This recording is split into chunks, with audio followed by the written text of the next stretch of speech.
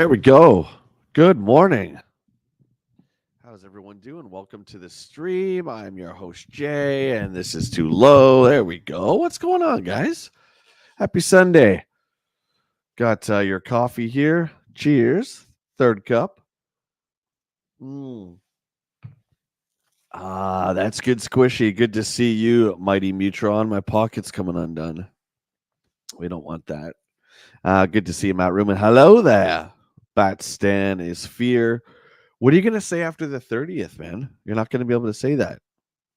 Maybe you will. Well, I don't know. What do I know? It's time to wake up, says the Sears Christmas catalog was a staple of the 80s and 90s, going through it and circling everything we wanted, seeing all the cool things we knew we could never experience.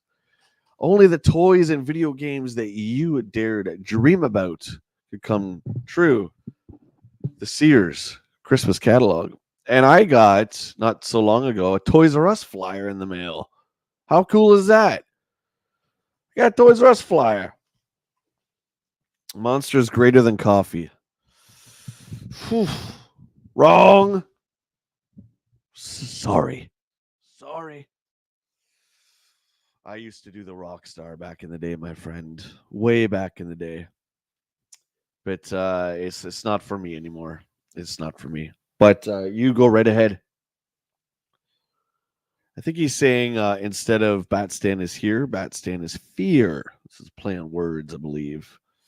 We've got another action-packed issue of EGM to go straight right here from the Raccoon City Police Department. I thought that I was going to have 3 streaming days for Halloween, but there's only 2. So put on my Leon shirt, and this one, the friggin' pocket doesn't want to stay down. It's just gonna stay down. Whatever. So happy early Halloween to you guys. We're going to have a fun week of streaming ahead. For me, Sunday is usually the beginning of the week, so we're ready to go. Look at this stranger. Good afternoon, all. Finally able to make a stream. Has it been on late shifts? Hey, dude, I'm just teasing with you. Cheers. Good to see you back. Mo is here. Good to see you, buddy. Cutthroat. We got the Mighty Metron. We have our special guest waiting backstage, who I believe has just come back from the Kessel run, I think. I don't know. We're going to find out in a few minutes. Good morning, Skyfall. How you doing? All of the catalogs created the hype. Consumers distributing Toys R Us series. Yeah, Consumers was by far my favorite when it would come every season. The fall catalog and, of course, the Christmas catalog, because we had no release dates, especially for stuff like toys. We didn't have release dates, right? So we'd see that Jedi Luke and know that he was kind of coming around probably Christmas, but we didn't know when. A lot of heartbreak with that one, too. A lot of heartbreak. Matt Rubin pointed out on one of my social medias, I believe, that this is the third cover in a row. The third cover in a row for Street Fighter 2, which is crazy. This one is highlighting the home release, which will be out the summer of 1992, and I think we're in April. Danjamin, good to see you. Let's bring in our special guest. I can't read this all by myself, and Lord knows you don't want me to. Let's bring in Captain Solo. Or actually, what do we call him? Captain Geek? Captain Den? I don't know. It's Jeff. Morning, legends. What's up, buddy? Look at that background. He's got himself a Carillion Y-class freighter. Look at this. Yeah, the cantina threw me out after last night's debauchery. Oh, damn. Actually, it's a YT class freighter. Whatever. I argue with myself. Oh. I was going to say, the reason that pocket keeps popping up, if it's a real uniform shirt, it's because that's where normally most people would have their smokes. Oh. I'm going to button it because it's driving me crazy. It's the first time I wore it. It's driving me nuts. So what's going on, buddy? How's your early Sunday morning going for you? Oh, I'm always up before like 6 a.m., so this isn't too early for me. I, too. I'm a 5 a.m.er myself. Yeah. Go to bed at 7:30 at night. No, I'm just kidding. Well, last night I pushed it till about 10 because I was watching a movie. Well, I mean, that's pretty. You're getting up there, man. 10 o'clock Yeah. at night. If I can make it to 10 o'clock at night, it's good. I'm not going to play anything right now. But I want to show you guys right on this TV here. This is where we play our console games when we stream the Evil Dead game. Oh my God. It is friggin' fantastic. I can't wait to stream it for you guys on Wednesday. The Evil Dead / Halloween old school side scroller. I've heard good things about it. Can you see it at all? Look at that. It's friggin' awesome, man. It is a 16-bit dream. I've been playing that all morning. Tons of fun. Oh. Okay, so let's get to it. We have our fourth cover, Matt says, of Street Fighter 2. This is the home version, Den of Geek. Are you excited? I am very excited. Oh, I mean, the fact that, we get an arcade game in our homes. You're also going to see here, my friend, as we read through, or as we read the cover, 15-page EGM preview, Street Fighter 2 for the Super NES Plus, Den, a game that's near and dear to our heart. Special photos of the new Street Fighter arcade game, which we all know is Championship Edition, whatever you call it, the second version of Street Fighter 2. So, woo! Yeah. And Woo. I will say this much, Blanco was my best character for cheap shot moves. Yeah, Blanca had the charge, much like Chun-Li and Honda's charge, or not the charge, the rapidly punching, I think it was jab. Yeah, and also the electrified kind of crouch. And the cannonball hit. That was nasty, landing on that. That was not fun. Yeah. TJ, you're getting home early. You're almost going to be getting home in time for me to start streaming. Oh, almost. Wow. Almost. Great to see TJC back. Good to see you, buddy. Hopefully you get to chill out and listen to us nerds. Take a trip down memory lane. And does anybody in the chat know? I know Den knows the answer to this. I'm going to ask the chat. Does anybody know why April is such a significant month in Electronic Gaming Monthly?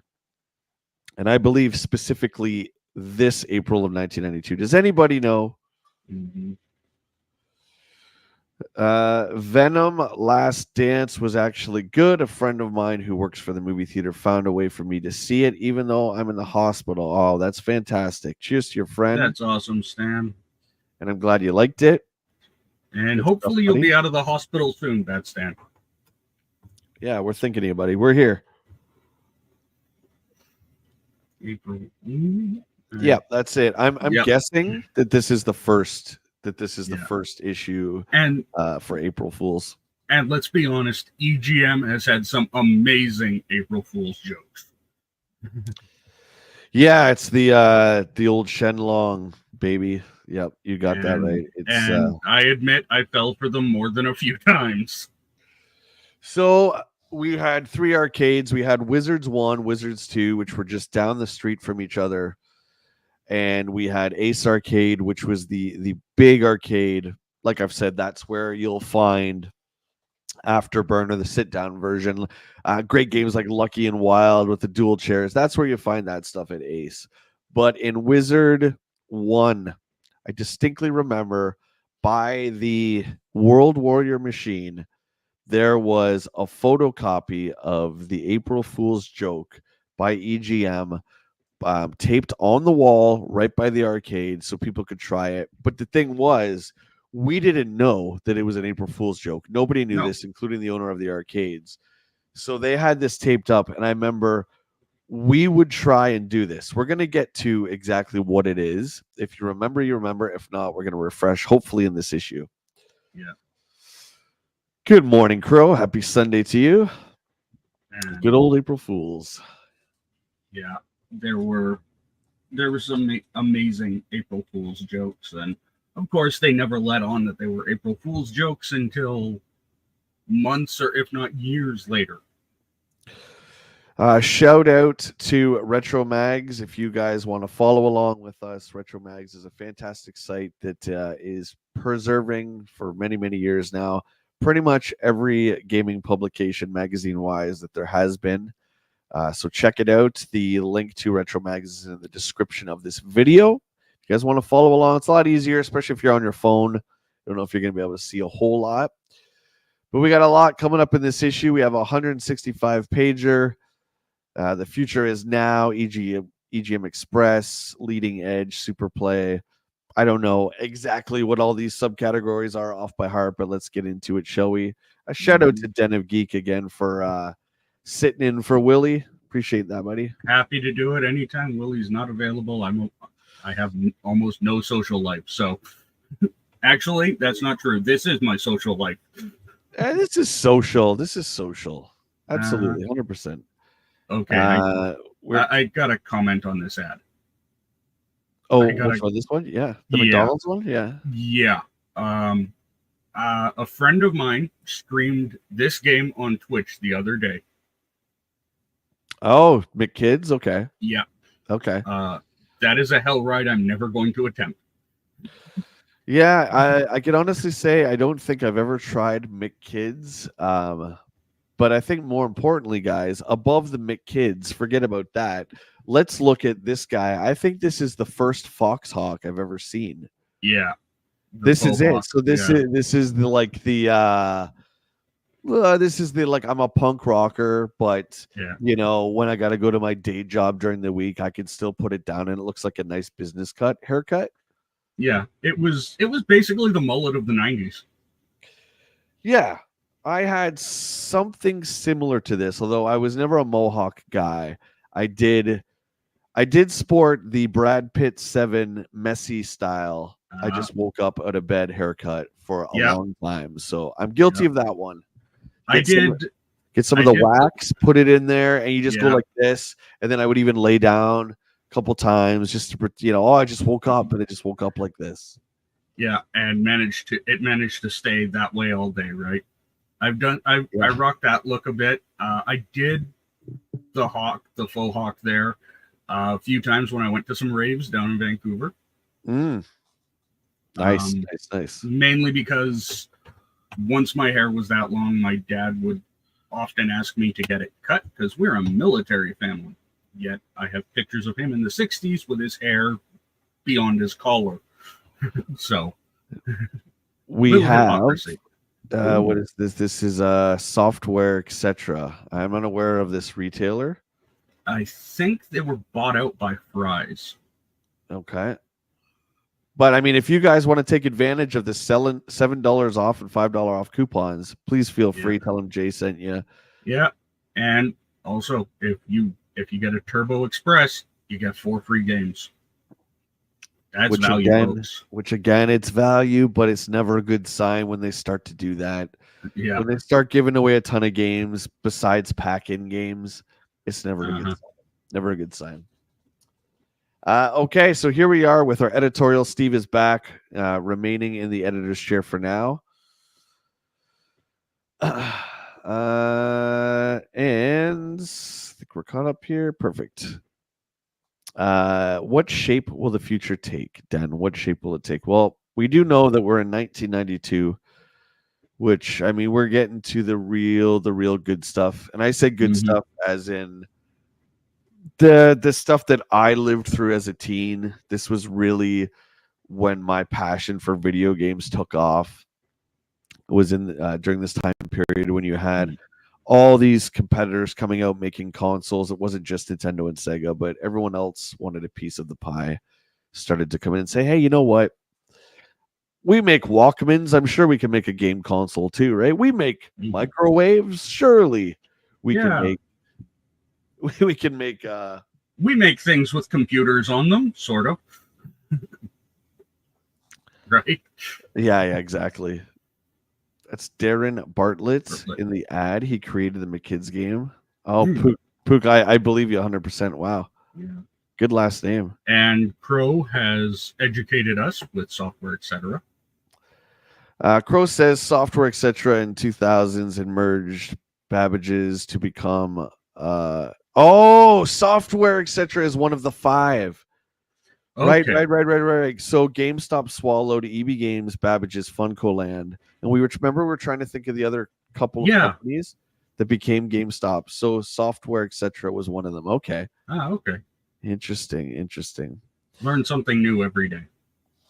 Let's get into it. Lately, there's been a lot of talk concerning what roads the video game hobby potentially could take in the months to come, as well as equally diverse amounts of speculation concerning which game formats will take hold in subsequent years. While this argument has been debated in previous insert coin and letter sections, it has recently become a hot topic once again. Not since early 1989 have there been so many new types of hardware on the horizon. These range from new formats like the Sega CD, Nintendo CD-ROM, and the Sony PlayStation. Wow. It's crazy to see Sony PlayStation in text in 1992, man. Yeah. That's That crazy. That was cutting edge. Like that was like, days of fantasy for the PlayStation. Absolutely. To revamp versions of existing technology soon to be unveiled in the Nintendo Color Game Boy and the upcoming NES to Super NES converter. Even though it is encouraging to see that the video game industry is still a vibrant business that many perceive have the necessary life left to warrant the costs into such areas, there are other questions that plague my thoughts, whether I hear someone literally placing CD to another technology in an automated place of, oh God, what's that word? I don't know that word. Preeminence. Preeminence. Thank you very much. Above the current cartridge format. So the concerns are we're getting a little bit expensive for our britches, that these CD-ROMs coming in are going to be costly. Not to mention there's going to be a lot of competition. Interesting Like, that that would be like a concern. Yeah, I mean, back then, like most games, I think they were about $30 or $40. No, not that I remember. Not the ones that I bought. Mega Man was $80. Oh, okay. Mario 3 was 100. Phantasy Star 2 was 120. Yeah. Okay. That's why when everyone was, we're talking about the Ubisoft Star Wars and everyone was like, "Oh, the price." I'm just like, games have always cost this much money. I don't understand why everyone's freaking out, and I'm actually surprised that they haven't rose.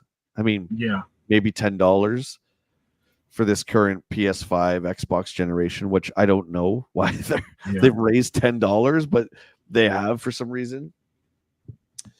While these machines of the future are stealing the headlines, cartridge-based gaming is making equally impressive leaps.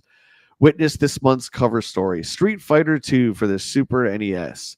This is a game that millions have been waiting for, and Capcom is well aware of that fact. But instead of producing a limited version of the arcade super hit or trimming the more subtle features to compress the game into more conventional 4 to 8 megabyte configuration, the programmers were instead let loose with 16 megs of memory. The result is a game that, although expensive, cannot be compared to any arcade to home conversion even attempted. Street Fighter II is a perfect example of how technology doesn't dictate playability. It's the game that does. I actually agree with that. You're up, my friend. All right.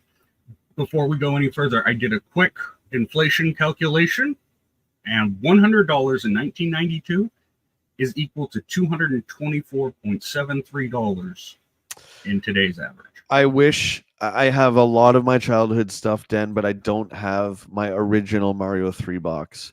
Oh. But I will never forget that price tag of $99. Like I got it for Easter, and I was just like, "Oh my God, this game is $100." Same with Phantasy Star 2. I remember pulling the little tag down from Toys R Us. You had to go to the booth with the tag. Oh yeah, yeah. $129. I remember that, and God bless my mom. She didn't even bat an eye. She's like, "Yep, that's the one you want. Let's do it."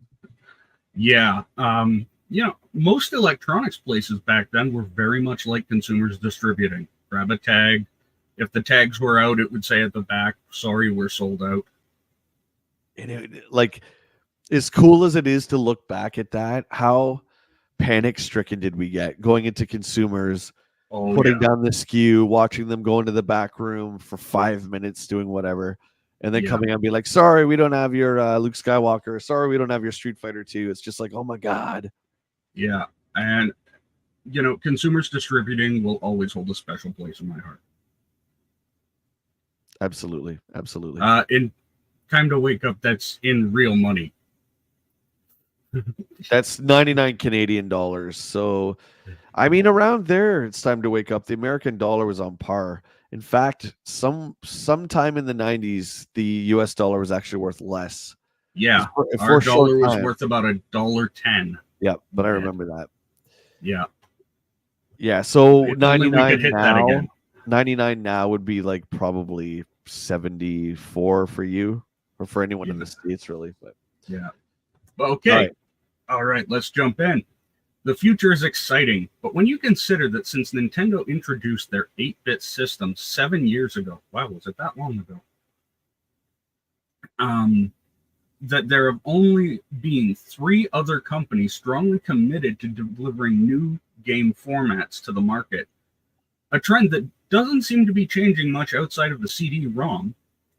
Perhaps the new technologies will bring with them new game designs that challenge our senses in altogether new ways that Nintendo, Sega, and Atari never dreamed of. Electronic Gaming Monthly remains committed to the electronic entertainment industry and all of the changes that have yet to come. Whether it's CD-ROM or new mega carts like Street Fighter 2, EGM will be there with the first news and a guarantee that our viewpoints, okay, Steve, need to learn how to edit, will always provide you with the info you need to buy the best product and get the most out of them. I'd like to take this time, as I do every year, to invite your opinions and comments on the state of the industry and the manner in which EGM has taken you through the twists and turns of our hobby. This is your magazine as we continue to expand onto television with additional publications. We want to make absolutely sure that the future of video games and our content are one in the same. Thank you, Steve Harris. Wherever you are. He's living that multi-million life. If you ever watch this, my friend, we'd love to get in contact with you. But want to say thanks for the sub, Eric Bernstein. Thank you very much, my friend. Appreciate that. Whitney, Facebook Land, excited for next weekend. Yeah, you're coming to the premiere of 64. That's awesome. Can't wait to see you and Jay. It's going to be awesome. I wish I was going to that. Well, I'm sure there's a bus that comes this way. Yeah, not really. Greyhound doesn't work out here anymore. Just a joke. I know. Had to be birthday Christmas presents for the young Mutron. I gotcha. Mutron, I don't know what 49 is. That's probably 69, I'm guessing. Just guessing. Yeah. I don't ever remember paying more than $50 for an NES game. I do remember paying $80 for Chrono Trigger. Yeah. So back then it all depended on how many megabytes the game was, right? And I have to say that we're talking about Street Fighter 2 here and they're saying it's 16 meg. I don't remember the price of Street Fighter 2. But Yeah. Honestly, I would have given you $500 for Street Fighter 2. I wouldn't have cared. Oh, yeah. So monumental that this was coming home. And again, it doesn't drop. I think it drops in July, but this is the first preview we're going to have of the actual game. You know something, brother?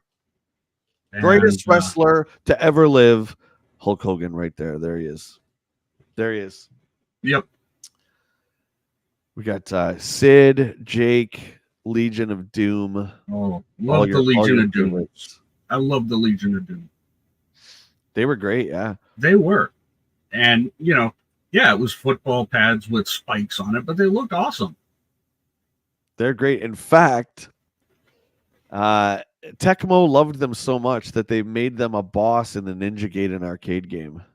Oh, wow. Although it's unlicensed, but it's Legion of Doom. And they come out to a version of Iron Man by Black Sabbath, but it's like not really Iron Man. It's like the dollar store version of Iron Man. Yeah. I do have an autographed picture of Jake the Snake Roberts. Oh, I love Jake, man. He was awesome. Today, he's just as cool. I like Jake because he was, I call him the everyday man wrestler. Yeah. Like, he didn't have a super jacked body. Do you know what I mean? No. Like, he wasn't Triple H. But I mean, that's kind of like Austin. I mean, they're built, obviously, but they Yeah. weren't like giant Hulk Hogan guys, right? Yeah. They were just, Him and Mick Foley remind me of the everyday wrestlers. Foley was awesome. He was in London actually not too long ago, about a month ago. Wow. He was at Heroes, yeah. Awesome. I would love to meet him. Cutthroat says Street Fighter 2 was super pricey back in the day. Yeah, it had to be. I'm gonna guess, dude, it was 119 Canadian. I'm guessing. Maybe if one of you guys would like to look that up, if you can, see what that was upon release. Yeah. Just curious. Hey, Christoph, how you doing? Christoph, the reason it's an hour earlier for you fine folks is because we in North America set our clocks back next week. Yeah, it's next week. The hell ride that messes everybody up for like a month. At least. All right. So supposedly we get an extra hour. Letters to the editor, which is a great segment. So we get to see the first glimpse of people airing their grievances to EGM, sending praise to EGM, and all of the above. Oh, dude. Yeah. Sorry to sidetrack that. I just finished watching. Dude, isn't it? I love it, man. I absolutely love it. I watched, like, we watched it pretty much all the way to the last episode. Then the next morning we watched the last episode. I loved it. Yeah. Yeah. It's a great documentary. Missing reviews. Ooh. OG Dick Richards, what are you saying? What's going on? I remember it being around 70 US in the 90s for Street Fighter. Okay. Yeah, it sounds right. For us in Canada, it was definitely over 100. Puka Ninja says Street Fighter 2 was 69 at Kmart. See, I wonder how they pulled that off with it being 16 megs. Anyway, I'm writing to ask you about your rating system. It is not on how you rate the games, but rather on what you rate. As you may well know, we gamers use your ratings to see what games to buy and what to avoid. And although it may sound too demanding, I don't buy any game until it gets a good review from you guys. I wanted to ask you, what determines whether you review a game or not? How come there are games like Stormlord or Spider-Man for the Genesis that you have never reviewed? I bought one of them because I got good reviews from another magazine and I was real disappointed. I hope you can answer these questions for me because I'm sure that I'm not the only one who waits for your game reviews. Sent in from our good pal, Ruben Alanis. There's a name for you. Mm-hmm. Ruben Alanis. And Ruben is from McAllen, Texas. There you go. Death to daylight savings. It goes back. So that's good. It's when it goes forward that it messes us all up. Yeah. When it goes back, we are supposed to gain an hour of sleep, in theory. I didn't do it. A likely story, my friend. I see your online alias, Ruben Alanis. See, that's how jokes get born in this community. There you go. Yeah. That's like, do you ever call me that? I'll never show up again.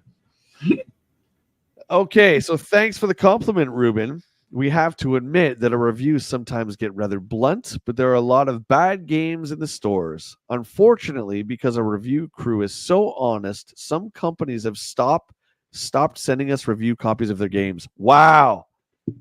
That's interesting. I always wondered if there'd be repercussions, but EGM sticks to their guns and they don't give a lips. Yeah. They don't like the game. It's not getting a good review. If players see a certain game getting 3s, it's quite possible that these reviews may influence sales of that game. On the other hand, if a game gets 8s or 9s, then sales could be affected in the other direction. Even though we expect a lot from our games, we do have 4 reviewers, which I gotta say is still leaps and bounds above any other magazine, because I was going through Nintendo Power, Game Players, Game Pro, all just one person. Yeah.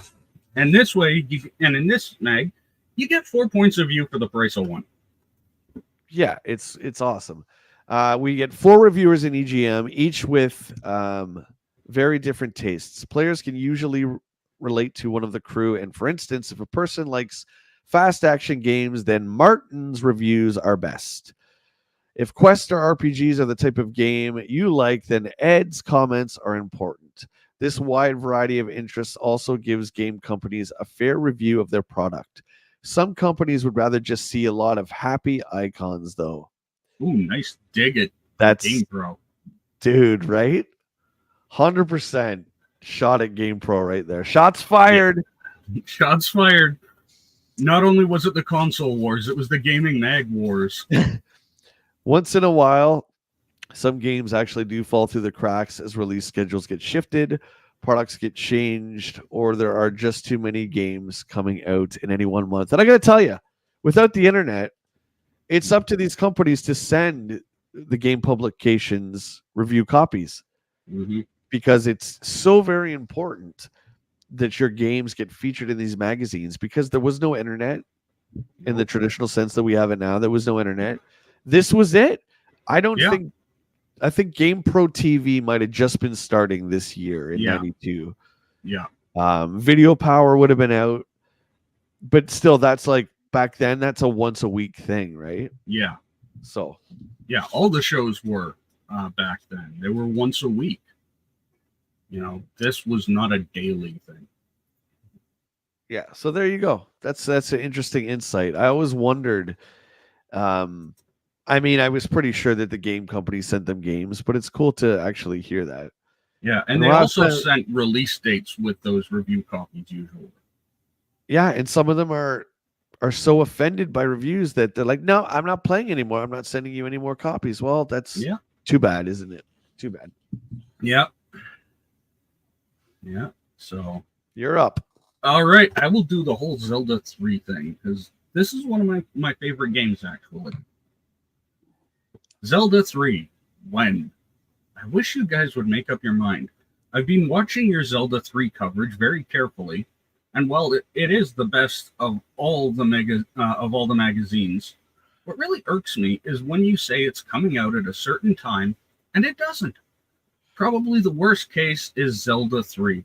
As you've been saying, it would be coming out for the last 6 months. When will it really be coming out? Paul, Maine, Nampa, Idaho? Idaho? Yeah, I don't know. Yeah. Idaho? Come on, fellas. Is it really hard to get the release date correct for the new games? I've seen the Japanese magazines, and they're able to nail down the game release to the day. What is the story? Easy, Chris Kringle. Take it easy there, Buster. Chris Circo, Rutherford, New Jersey. Okay, might want to be a little easy on Chris. We never know who might be connected with, Maybe. When it comes to game releases, it is as frustrating to us as it is to you when titles get pushed back month after month. Yeah, that's right, Mutron. They think the mags control the release date. Such is the case for Zelda 3. The game has been translated for quite a while now, but we understand that Nintendo is continuing to make changes to it. Every month, their people tell us that it is coming out the next month, and now an April release seems somewhat remote. Perhaps in May. The Japanese release schedule is entirely different than the US. Everything is done in Japan, and schedules are a lot easier to be made and kept. That's true. Yeah, this is we still see this today, with games being delayed, and especially being in retail. When it was like, well, you said, pointing the finger at me, that Halo 12 would be out on the 12th, and it's not in. It's like, well, I don't make Halo 12. That's a Bungie that makes that, so it's really not up to me. What's up, Josh? Ghetto, hey, good Josh. to see you guys. Welcome on in. Yeah.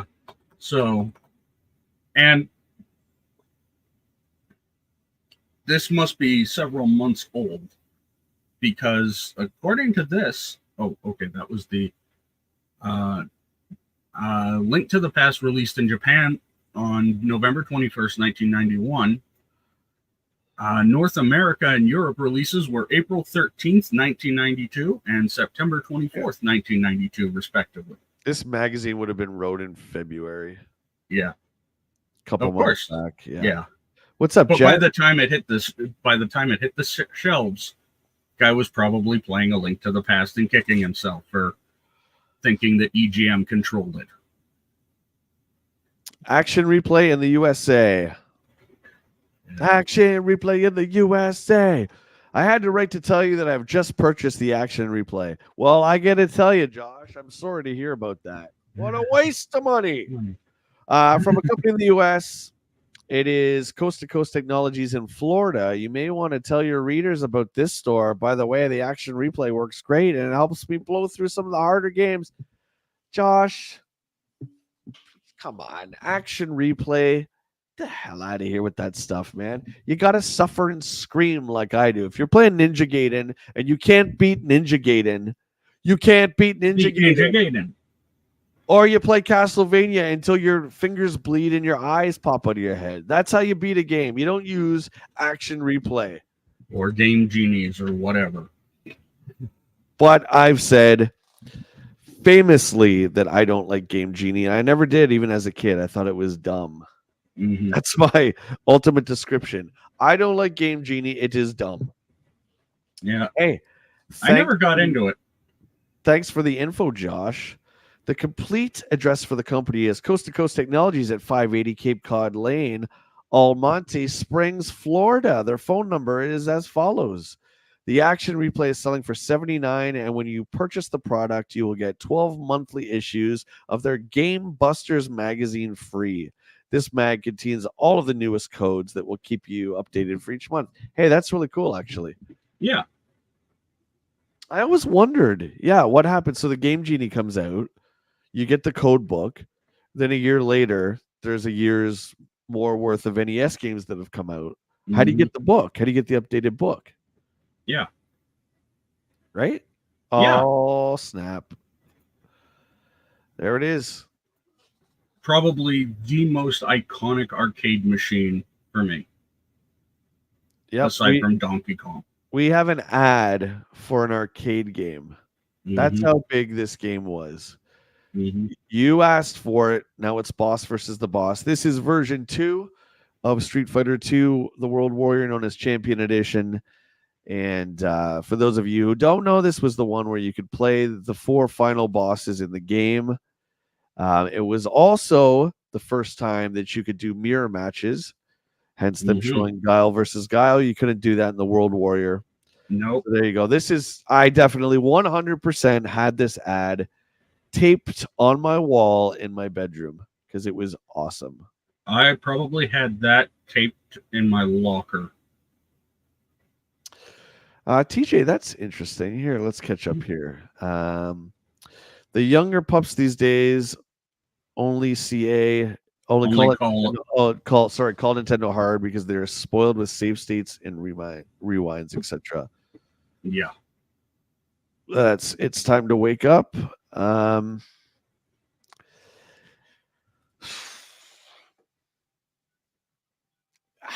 don't know. I don't know about that. I don't know if I agree because you don't have to use those states, right? I mean, you can. Yeah. But if you look at something like the NES games that are available on the Switch for you to play, you got to kind of blame Nintendo for that one, right? They give you 4 save slots for every single NES game. So I've used them to practice levels in Ninja Gaiden. Absolutely, I have. Of course I have. But ultimately, it's really up to the person, right? I don't know if it's a generational thing because we've played current gen stuff like Dark Souls, Elden Ring. You know, it's not a cakewalk for sure. No. And getting back to the action replay Game Genie thing for just a moment. When the Game Genie came out for the Sega was so impressed with it, they actually offered Galoob the chance to become an official accessory for Sega. Okay. So, yeah. Interesting. That's interesting. There's almost 20 of us in the chat.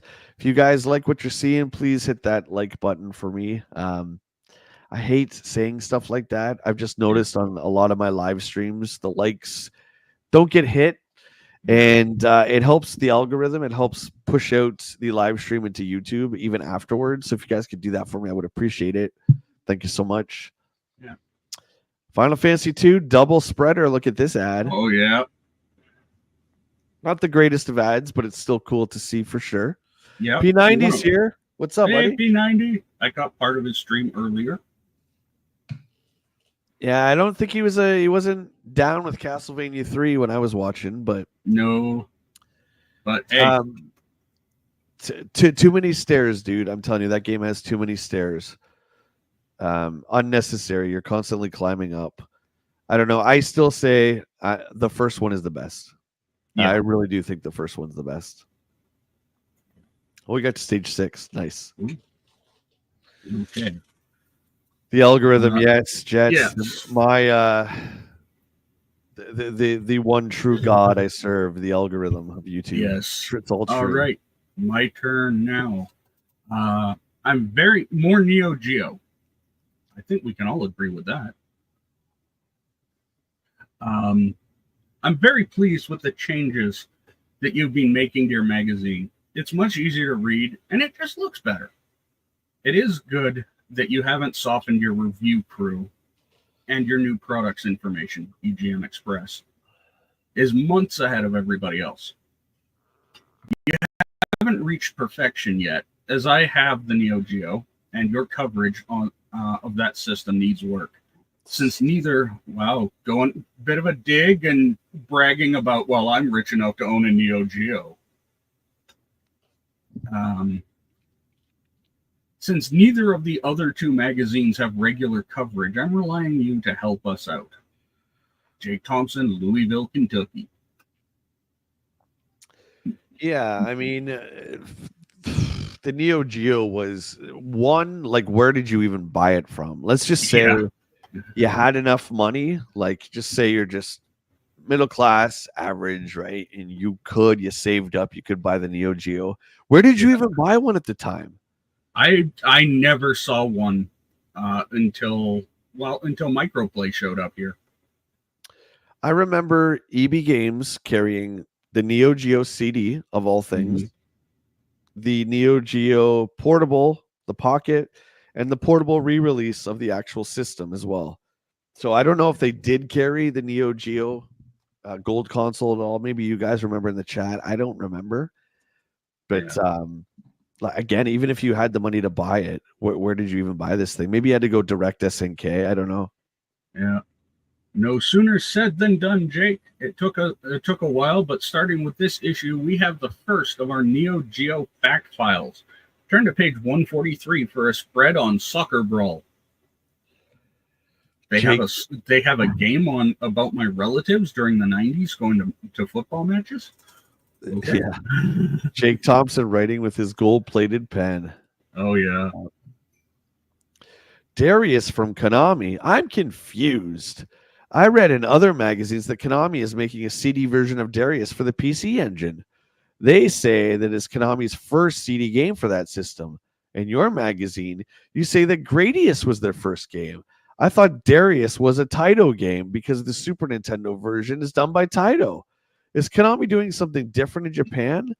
Since you have the international game coverage, what is the answer? Says Mark Maps of Philadelphia. Mm-hmm. You're right.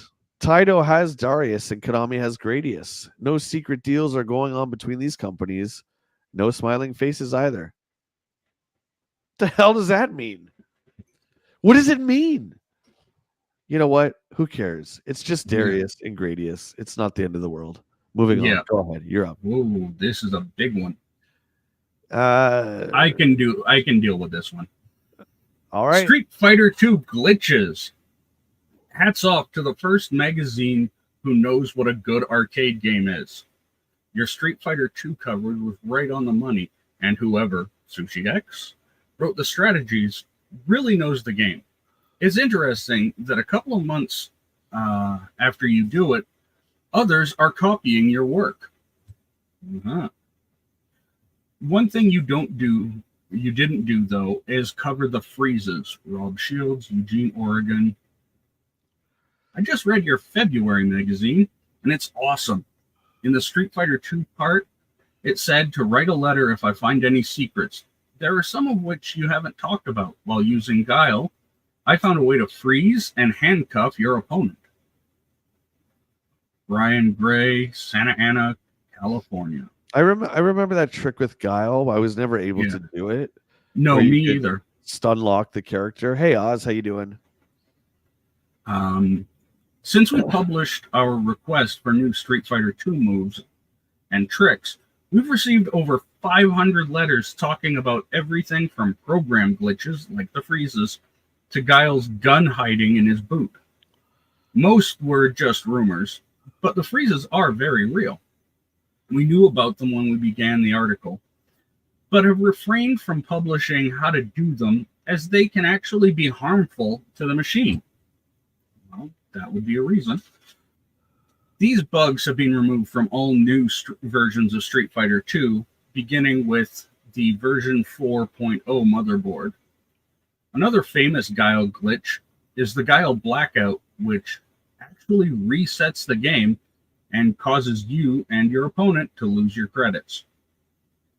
This has also been eradicated. It was also possible to reset the game with Dalsim. Dalsim could also turn invisible. Ken and Ryu have an endless hurricane kick where they continually spin across the screen until they get stuck in the corner. Another brilliant Guile handcuff glitch is playfully termed the magic throw in some circles. This is just one method of escape, one method to escape the Guile handcuff. The frozen character can also initiate his/her own escape without being thrown. The boss characters are not available for use anywhere except the new Championship Edition of Street Fighter 2. Any instances of instant special attacks, i.e. Blanca's roll, Chun-Li, wind kick, are all built into the game as random moves. This means the computer will suddenly throw in a special attack instead of a normal move. In my case, it threw out a lot of special moves and cheap shotted me a lot. It is possible to throw a sonic boom without charging immediately after throwing an opponent. Missile attacks such as Guile's sonic boom cannot have more than one occupying the screen at one time. The computer may throw them out extremely fast, but they are not that fast. Another beauty of a rumor floating around nowadays is that Street Fighter 3 is already in arcades around the world. This is completely unfounded, and the game most people are referring to is actually SNK's brand new Neo Geo title, Fatal Fury. Street Fighter 3 is still on the drawing boards, and you'll hear more about it as soon as we do. Believe us when we say we've found everything there is to find in this game, in this truly incredible game. Combinations and cheap shots are not really tricks, but techniques. In the future, be forewarned that rumors are usually just rumors. Unless you have actually seen it happen and can get proof that it exists, few rumors turn up true. Even we can be wrong. By the way, the new board does have one new feature. More on that later. Wow, that's a lot. Good job, Den. Good job. Thank you. And we all know what that new feature is. Yeah. Mutron says, while Den was reading that, the PT Avatar had started the 1,000th lap around Los Santos. Yeah. Playing games for a living. Oh my God. This guy invented Twitch. Oh, man. Luciano D. Guerrero. I can't read that. Okay. So anyway, Geronimo. Lucinio says, I am an 18-year-old freshman at the University of Rochester. I've been playing games ever since Pong, and I've always had a dream of one day playing video games as part of my job when I get older. Are you crazy? I always like to read EGM cover to cover. What is going on here? I feel like this is this my brother? Do I have a brother? Yeah, no kidding. Lucianario, are you my brother? Luciano Di Geronimo. Luciano, thank you. Yeah. I cannot read. That's I always okay. like Neither to read can I most days. EGM cover to cover and never wait until the next issue. I always like to find out what is new in gaming, what is new in the gaming world, and EGM is my major source of information. All of my friends know how much I like games and how good I am. They are amazed at how fast I finish games. The more I think about this, the more I believe that my dream has a chance to someday become a reality. Isn't that crazy to hear that? Yeah. Isn't that crazy to hear that? Yeah. That is wild. Amazing. The more I think about this, the more I believe that my dream has a chance to someday become a reality. What I want to do is major in Japanese and somehow become involved in the video game industry and possibly working as a Japanese consultant for EGM like Sushi X. Is it possible for me to do this? If it is, what would I need to take courses outside of my major? Please help me. This guy is amazing. Like, I remember the first time I watched a Twitch streamer. Yeah. 2011, 2012, maybe. Yeah. And you know what I said? Honestly, do you know the words that came out of my mouth? I said, who in God's name would want to watch somebody play video games when I can just play it myself? I said this. Yeah. I pretty much uttered the exact same words. Who's going to want to watch somebody play a video game? This didn't make sense to me. And then like 2 hours later, I was still watching them play the video game. I'm like, I get it, because I get to enjoy the game, but I don't have to be there and worry about the mechanics and figuring things out and all that. I can just put it on like a TV show. And the best part is you can also interact with people who are watching as well. Right. Danjamin's there with me. Yeah, right? Yeah. I remember, and the first streamer I really watched was XQC during his Overwatch years. I watched him every night. And I was just like, wow, like he's so animated. And, whatever you think about him personally, I'm just talking about me back then in 2016, 2017. He was so animated and he was so entertaining and just captivated the chat. And I was like, that's a good job. That's a good job. Yeah. I would like to do that. Someday. I'd like to equate this to like the modern equivalent of like being a DJ. Oh yeah, absolutely. Radio DJ, absolutely. Or even at a club, yeah. And I don't mean like someone who has two turntables and rock. And I'm talking about like someone who just played like the tunes at the roller rink or whatever, Yeah. Like, oh well, we've got this game coming up and all this. Yeah. Yeah. Absolutely. So cool to hear this. Yeah. Mutron says it's a win-win relationship. Josh used to think the same thing. Who's going to watch a video game player, right? Yeah. Like when the podcast started, when podcasts started, I should say, Will and I had one in like 2010. It was just an audio podcast. Those I got because that was like a radio show that I got. But the watching someone play games, I was like, and then take that a step further, Den, when people were doing React content, like whenever that started 5 years ago. Yeah. I was like, why would I want to watch somebody watch a Star Wars trailer?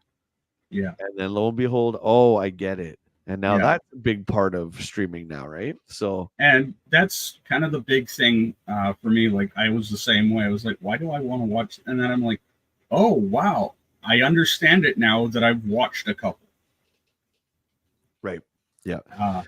So It's time to wake up says it's more the interaction with people than watching the game. It's cool to meet and learn from people all over the world. 100%. And absolutely. I got to tell you, it's time to wake up. I don't throw shade at people. Okay. I do not. So I will not name names, but over like the past 2 months, I pop in to streams specifically on YouTube all the time, lower viewed streams. Mhm. And I'm, hey, how you doing? I'm shocked at how many people don't respond. They're so into the game. Yeah. I'm not saying there's anything wrong with that. Everyone has their own style, but to me as a streamer, it's like the audience is number one. The community is number one. The game or the video you're watching is always last. Do you know what I mean? It should be more about the engagement with the viewers, right? 100%. 100%. Do you guys think I'd be playing Alien Isolation by myself? I guarantee you I would not. I would be too scared, right? But it's just crazy. Anyway, again, I'm not throwing shade at any streamers. No. Everyone has their own style. I'm just saying for me, I couldn't imagine being so into the game that I didn't notice the chat. But that's just me. And okay, Josh says guilty. Sometimes I'm too locked in. Well, you are. I've come on there, buddy, and you're into Call of Duty so bad. I'm like, hey, dude, and there's nothing. I'm like, screw you. I'm going home. I'm taking my dollars and going home. Well, see that happens a lot to a lot of the streamers. If you don't engage with them, listen. Sorry, I don't want to cut you off. Go ahead. Yeah. If you don't engage with them, and I admit I've done this where I pop in, I go, "Oh, hi everyone," and the chat doesn't even respond. I think that's a community thing. I think our community here is great. Everyone's friendly. Except Cutthroat, that son of a lips. But everyone's friendly, right? So it's just the environment that we've created as a community. I want to get to some of these. You had a similar experience, Cutthroat. Matt says, I 100% agree, Jay, but there may also be instances where the streamer is so engrossed in the game, lost track of the chat. It does happen. I understand that. I could never see that happening, though. I think you have to keep your audience captivated. Yeah. Now, listen. There are some streamers I know you guys don't like, so I'm not going to say their names, but there's a certain streamer that I still watch, very giant on YouTube, and he is really, really good at the games he plays. So a lot of times if you go in and you're watching him play Call of Duty, like, first off, the chat's going so quick because he has 26,000 people, but on top of that, he's on a professional level. That's different. I'm not talking about that. I'm not talking about that. If you're playing at a professional level, whole different ball game. Yeah. Thanks, Matt. Yes. And yeah, 100%. So that's a different story. Yeah. I mean, and on top of that, then I'll make fun of myself. How many times have I asked you guys when we're playing Resident Evil? Okay, where am I going? What am I doing?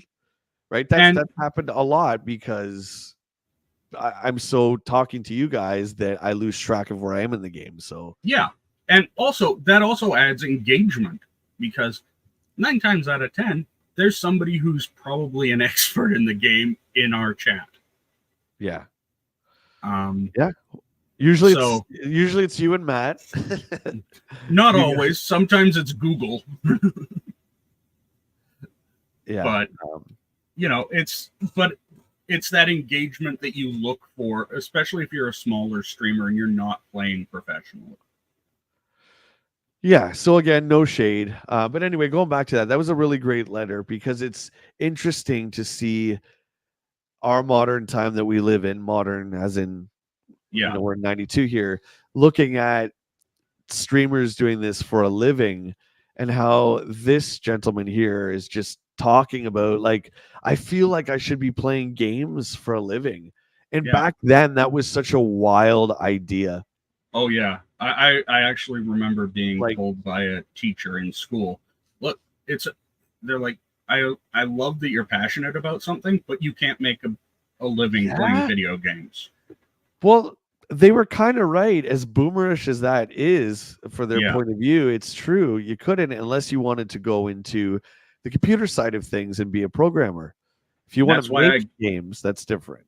yeah, that's why I got into computers in a lot of cases. Was I wanted to learn about gaming and that.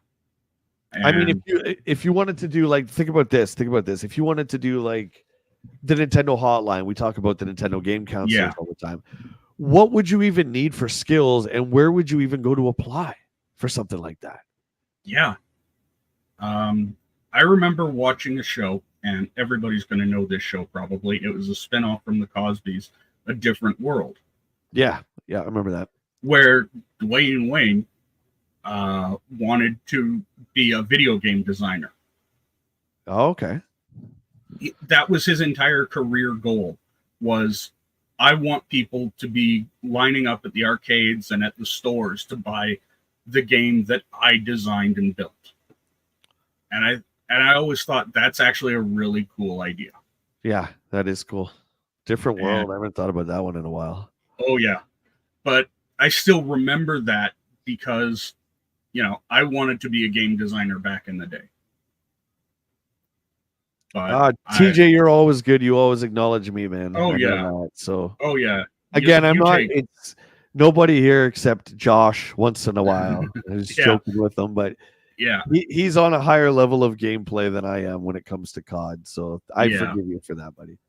but Yeah, TJ, no matter who it is, always welcomes them and such. And Josh, like I say, usually he's welcoming them, and once the match is done, he'll say, "Oh, hey, you popped in." thanks for your interest in our magazine. You have already touched on some of the most important skills needed in the industry.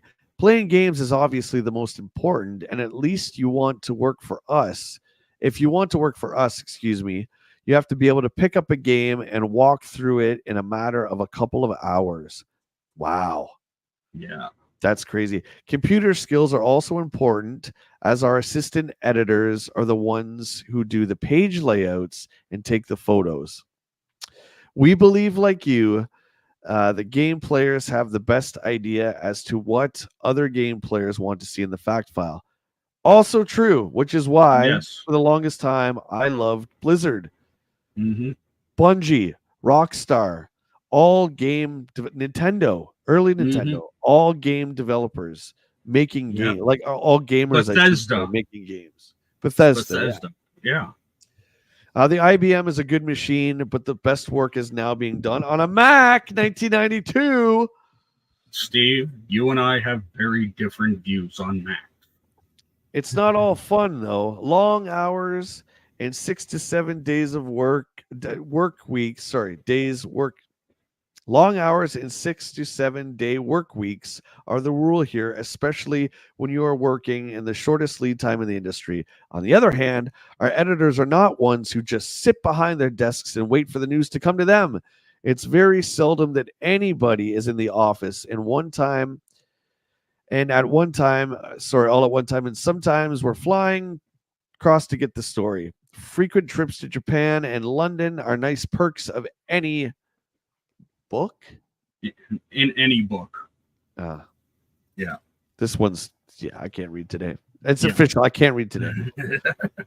If you want to be an editor, it's also important to know that Darius is a title game, and you will have to live in the Chicago area. Unlike other mags who have dozens of freelance writers spread throughout the country, everything except Sushi X is kept under one roof here at EGM. It sounds like you are the kind of player that we would want on our staff someday. Keep in touch. Well, I wonder whatever happened to, I can't pronounce his name because I'm terrible. Yeah. Luciano Di Geronimo. I may have Thank to do you. a little bit of cyber stalking. Thank you. Let's catch up here before you go on to the next one, Dan. Yeah. Who's the Roach King? What does that mean? Who's that? I don't know who that is. But now we're video game testers for free DLC content. Yeah, no kidding. Yes. No kidding. It's time to wake up. Says, to be fair, as an avid PS3 Call of Duty player, distractions during COD equal death. Yeah. Well, That's what I'm talking about. If I it's time to wake up. If I stream Call of Duty, it would be a very different experience than if you were to go into someone of your level or Josh, for instance, because you guys are, I'm sure, far better at the game than I am. There's a difference too, right? Yeah. If you're going into a competitive Call of Duty streamers lobby, you're there to watch competitive Call of Duty. Yeah. And anything I do at my level is not competitive. The only thing I've ever attempted was I did one speed run of Resident Evil 2. But you guys know my stuff is casual. We try and get through the game, but we take our time and have a good time. So there's a difference too. So that I do take into consideration. Absolutely. Yeah. Okay, go ahead. Just wanted to point out, the other thing is, even when I'm on Twitch, I try to go for the streamers that have less than 100 people, even less than 50. I want to support those smaller ones. Yeah, I mean, for me, yeah, I mean, I do that here as well, but it's really about the interaction or the personality. That's a big point. It really is. And once I get into that stream, I kind of judge, okay, well, what's this community kind of like? So then I kind of decide, do I want to continue hanging out with this person? Because it's gold. Yeah. Oh, is that you're calling him that? Is that what that is? I didn't know. Sorry, I didn't know what you meant. I know who that is. Yeah, he's got in trouble. I know the last few weeks. I know all about that. And anyway. Neutron. I love my folks, but they never really got on board with my passion. My eldest works part-time making pizzas. The rest of the time he's coding, and support him 100%. See, that is awesome, Neutron. And I think for a lot of us growing up, our parents never really understood our passions if they didn't kind of align with those older values. I mean, look, we could get deep into this, right? I mean, the boomer generation, our Gen X's parents, it's very different. They're, it's 9 to 5. That's the way it is. Yeah. Okay. And I remember bringing some of my artistic stuff up with my mom, like music, wanting to play music. And the first thing right off the bat, you can't do that. That's not a 9 to 5. Right. My passion for video games, I never really wanted to make video games. I knew I wanted to play them. I didn't really want to make them. The story aspect of them interested me, but coding and stuff, that's not for me. Yeah. So, my father never understood that. He didn't understand anything about me, so he was never into that. My mom understood that I loved it. Therefore, she helped me, right? Especially before I was working. She was the one who would buy me this stuff. She would understand that. But their generation, it's all about you work 9 to 5. Yeah. If you don't like your job, too bad. You suck it up and you keep doing it. You suck it up and you keep doing it because that's what they did. I'm generalizing, okay? I'm not saying everyone's parents was like that. Yeah. My grandparents were like that, and my parents were like that. And I'm not slamming them. I'm just saying that's what they were taught. That's the way it was. Yeah. It wasn't something that, they didn't realize that you can have passion and turn it into a full-time career. And especially like the technology we have today makes it so easy to do that. Today, there is 1,000% more opportunities than there ever were when we were growing up in terms of video games. There's so much you can do in the world of video games now. Besides, back then it was writing in a magazine, doing journalism, and creating them. That was it. Yeah, that was it.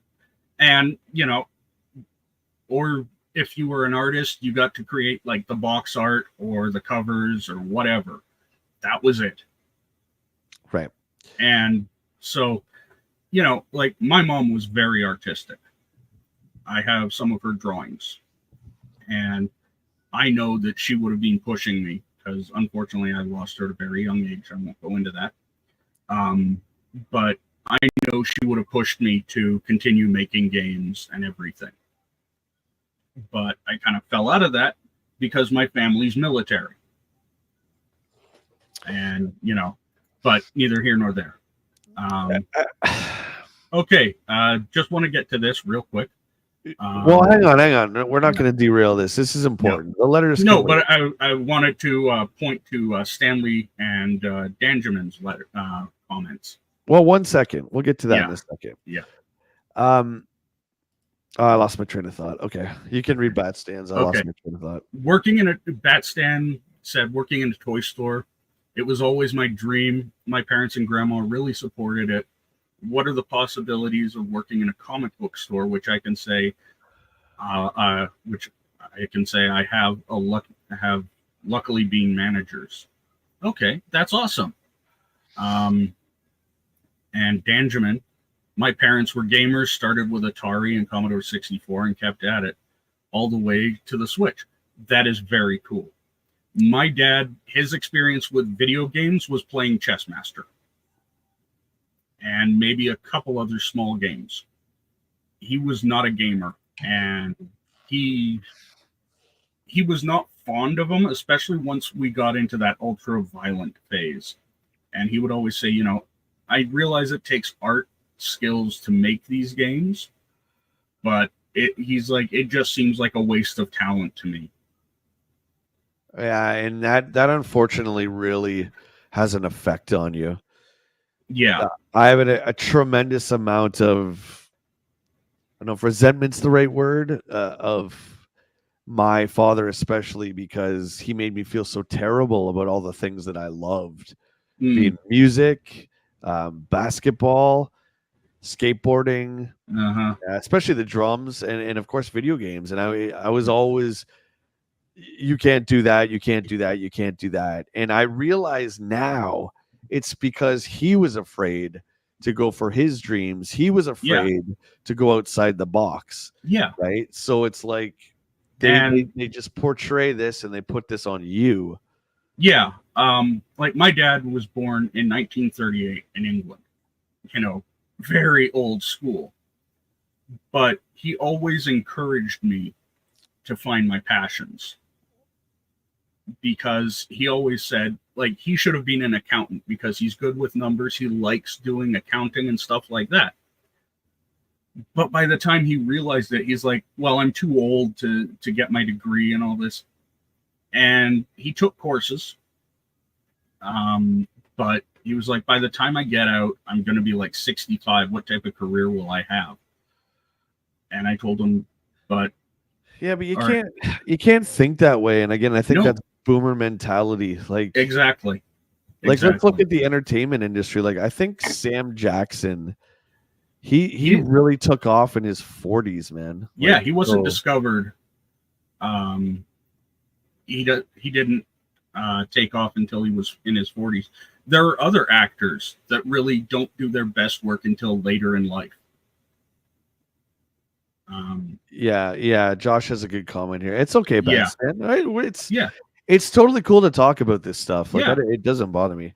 My comment I mentioned earlier was our parents told us what the news told us. Yeah, exactly. The 6 o'clock news was video games were rotting our brains. They were bad for us. They were violent. They're going to turn us all into like. And let's not forget that probably one of the biggest myths that kept us from having our parents connect it to the main TV was it's going to damage your TV. Yeah, more importantly, it was just a waste of time. To my dad, it was all this stuff was just a waste of time. Playing drums, doing this, doing that, all a waste of time. Mm-hmm. And I held that with me for a long time. I'd say until the early 2000s, until I realized that the only way I was going to change this way of thinking was I had to change it myself. You're always looking to your parents for guidance. And it's like, well, in this case, I have to realize that I have to change my own destiny. I have to forge my own destiny, right? Not to sound dramatic, but it's true. Yeah. Right? I could work at this furniture store like my dad, who was completely miserable, working 12-hour days. I could follow in his footsteps, or I could take a chance and do these other things that might not pay off, but they just might pay off. And I think like I think that's a big thing. Like for them, they were taught, oh, you get a decent job, even if you don't like it, you take it. You work there for like 20, 30 years, you retire. That. For us, we're starting to show companies the same loyalty they show us, which is, you know what, I may not be here next year. And yeah, I mean, corporate's corporate. That's never going to change, right? Yeah. Yeah. But I think a lot of us are more willing to take a chance on that creative side, as kind of started off as a side hustle, and then see if we can make it. Well, yeah. Hey, Mr. Gignac, how you doing, buddy? Good to see you. I gotta say too that there's also you got to work at it, man. Whatever that is, it's a daily grind, and you have to enjoy the process of the grind. And if you don't enjoy that, if you're just waiting for the results, I'm not gonna say it's not gonna happen, but doing the thing. In my case, when I make videos or when I stream, doing that is the reward. Yeah. Like, right? I know both you and Chad work very hard on your videos. And the live streams, which... And the live streams, too. Live streams are not easy, and they're not... Especially on YouTube, there's a lot more to set up a live stream than there is on Twitch or Kick. There's a lot more to it, but just... I love doing the process of that. So for me... Like, I don't really ever have days off because I would just want to do this stuff anyway because it doesn't feel like work to me. Yeah. It is work, but I enjoy it, right? Exactly. That's the goal. That's the goal. Like, my dad told me when I was getting into cybersecurity, he's like, if you find something you love, you never work a day in your life. Exactly. And it's true to the point where doing what you love, it's not going to feel like work. Yes, you're going to be working hard, but it's something you're going to want to do in any case. Shout out to Mutron with the Mutron All bomb. Right, Mutron. Thank you for the $9.99, my friend. The Mutron bomb is to highlight why I love this community. We talk, we laugh, we share. We're friends. I love you guys, baby. I love you, baby. Right back at you. And, like, we've gotten to the point where technology allows us to be creative for a living. Yeah, but you still got to work at it. And I think... But you still have to work, and that's the thing. You can be creative, but you have to have that work ethic. This concept of going viral, I think this is to the younger generation. I'm sure none of you watch my content, but if you are, or you're watching this later... This notion that you're gonna go viral is bullcrap. Do not fall for that trap, man. I mean, like, you have a 1 in a million, like Hawt woman, like, God bless her. That's a 1 in a billion chance. Yeah, you've got lottery level odds. If you look at the most successful YouTuber in history, who is Mr. Beast, Jimmy worked hard for years and years and years, every single day. That's why he's where he is now, despite what everyone thinks about him. I don't care. The point is, you got to grind it out, man. You got to work it out. Whatever you do, and it doesn't have to be anything to do with content creation. The job you're at, if you want that promotion.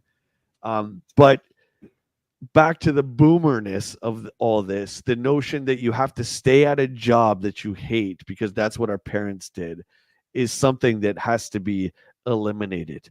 It just has to be. Like, and Mutron, you were saying about your kids, you support your kids. I don't have any, but I would like to think, dude, that I would be like you, where it's like whatever your children wanted to do, you would support them no matter what. That needs to be the parenting that we have, not this boomerness where it's like, you can't. That has to be taken out. And it has to be replaced with you can. However, You can be an astronaut, absolutely, but it's going to take a lot of work. Are you willing Yeah. to do that work? Yeah. And Josh, I know you work very hard on your videos as well. But, and that's the thing where you have to have that work ethic. And my dad, Lord God love him, he was a wonderful man. Because he encouraged me to be like my creative side, but he also had that dash of realism added to it. He's like, this is great. Do you think that you can make a living doing this? And he wouldn't tell me I couldn't. He'd just ask, do you honestly think? Yeah. And it's a smart question, and it's one that we all have to face if you're doing something that's non-traditional. yeah, You have to face that. like, whenever I see like shows like American Idol or The Voice or something like that, I don't watch that stuff. But it brings me back to something that Dave Grohl said, which was, rather than going on a show, why not pick up some cheap instruments and start playing in your garage with a bunch of friends? You're going to sound terrible, but you're going to sound terrible together, and you're going to get better. He said, to become successful in the music industry isn't an overnight thing. He said, I worked so many jobs that I hated, and then at night I would go and play. And he said at one point, we got paid with, you get a beer and a burger for playing. Yeah, that was a very different time, though, right? That was yeah. But the effect is the same. You have to. It's like in any industry, you kind of have to pay those dues, and you have to grind it. You just got to work hard. Yeah, that's all there is to it, and it's difficult to do that. It's not easy in whatever you're doing. No. Anyway, we're sidetracked. We're going to skip the rest of the letters, and we're going to continue to the reviews. Yeah. Pat Contry put his nose to the grindstone before anybody noticed him. I knew Pat. Jeez. I the first time I heard of Pat was when he did the Nintendo World Championships video with James. First time I saw that is when I met or got introduced to Pat. I met him before. Yeah, he's old school, man. He's worked. Yeah, all those guys, Billy and Jay, the Game Chasers, James Rolfe, all those guys. Mm-hmm. They've been on YouTube forever, just grinding away, 100%.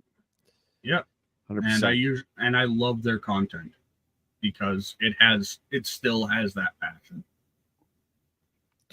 We got the review crew, Contra through the Alien Wars. Here we go. All right, let's see what Steve has been up to. Our special guest, Den, can choose. I go with Sushi X every time. I go with the hipster.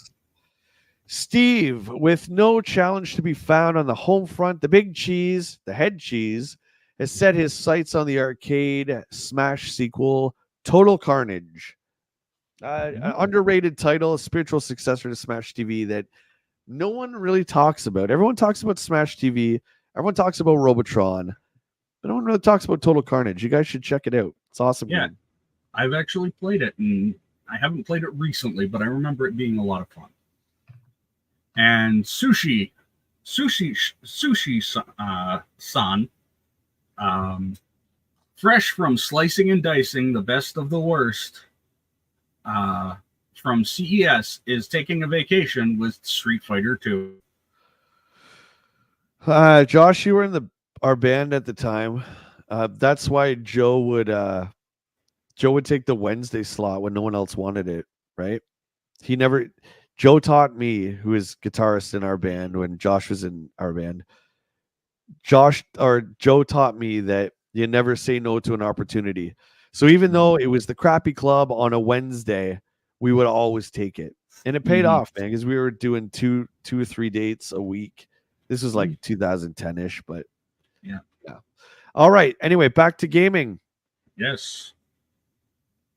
Contra 3, the Alien Wars. What's up, Ray? First time visitor. Good to see you, man. Clicked because of the thumbnail. I still have this magazine. I still have a lot of EGMs, Game Fan, and other mags. Used to love flipping through those mags. Well, my friend, you are in the right place. Welcome to the stream. Yes. Yeah, we do this every Sunday. And Yeah. I, like you, recently went into my garage and pulled out the 2 big plastic Walmart totes of all my game magazines, and I've had a great time going through them. So welcome, Ray.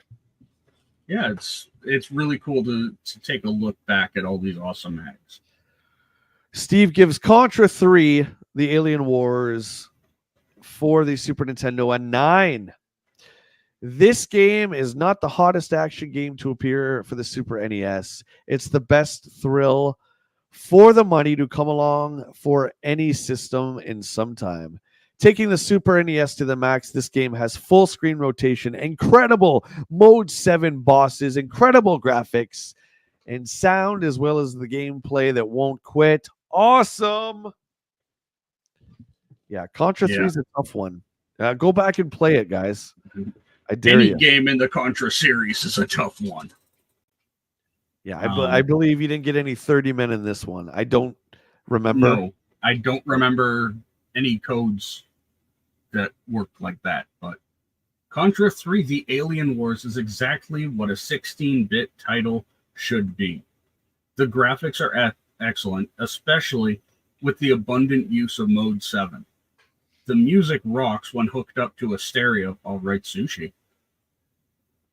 And the control has a special feel all of its own. The perfect difficulty settings and multiple endings kept me coming back for more. 9 out of 10.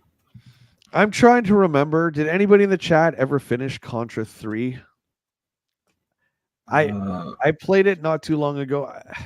I got the Contra collection on the Switch and tried to play through it. I didn't get very far. It's tough. Super C, yes. Contra, yes. This one I can't remember. I cannot remember. Yeah. Okay. We are moving on to F1 Rock by Seta for the Super Nintendo. This one I don't remember. And let me tell you guys, that screenshot's not doing it for me. Yeah, that's not doing it any favors. Ooh. Matt Rubin says, I never finished any of those dang Contra games. Ooh. They're hard, buddy. They're hard. Lightning fast reflexes you need, my friend. Yeah. Stanley says, barely finished it. And you haven't played Contra in years, Cutthroat. Yeah, I mean, go back. Try them, buddy. They're hard. One hit, dead. You get all souped up. Doesn't matter. You take one hit. You start with the pathetic little PP bullets again.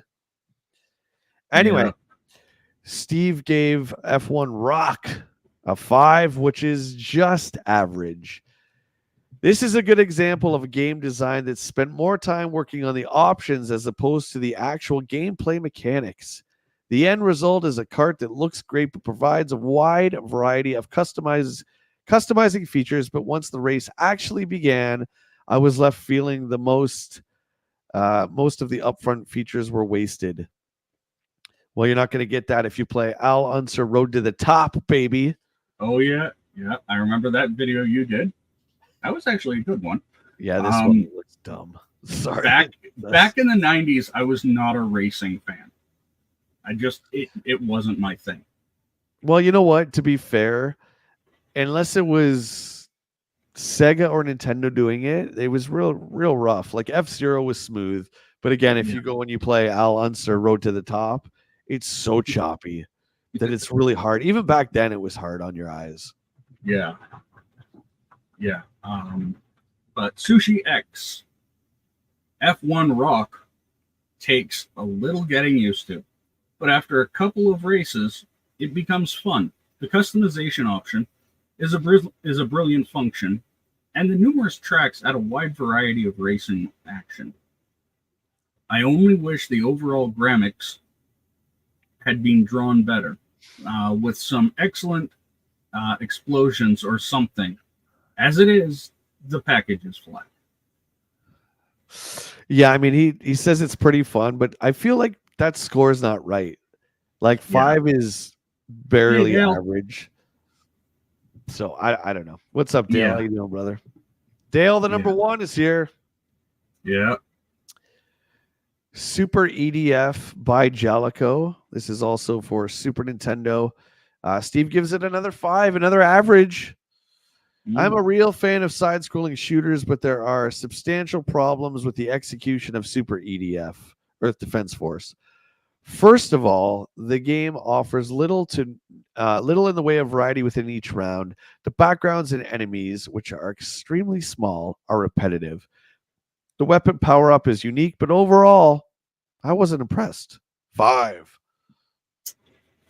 Well, apparently sushi is. I actually watched a guy on Twitch yesterday playing Super EDF.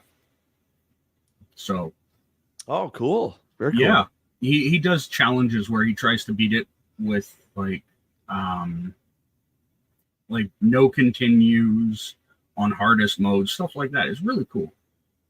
That's cool. Very cool. Yeah. And just a wonderful guy. He's a bit of a metalhead. Well, more than a bit, but very cool guy.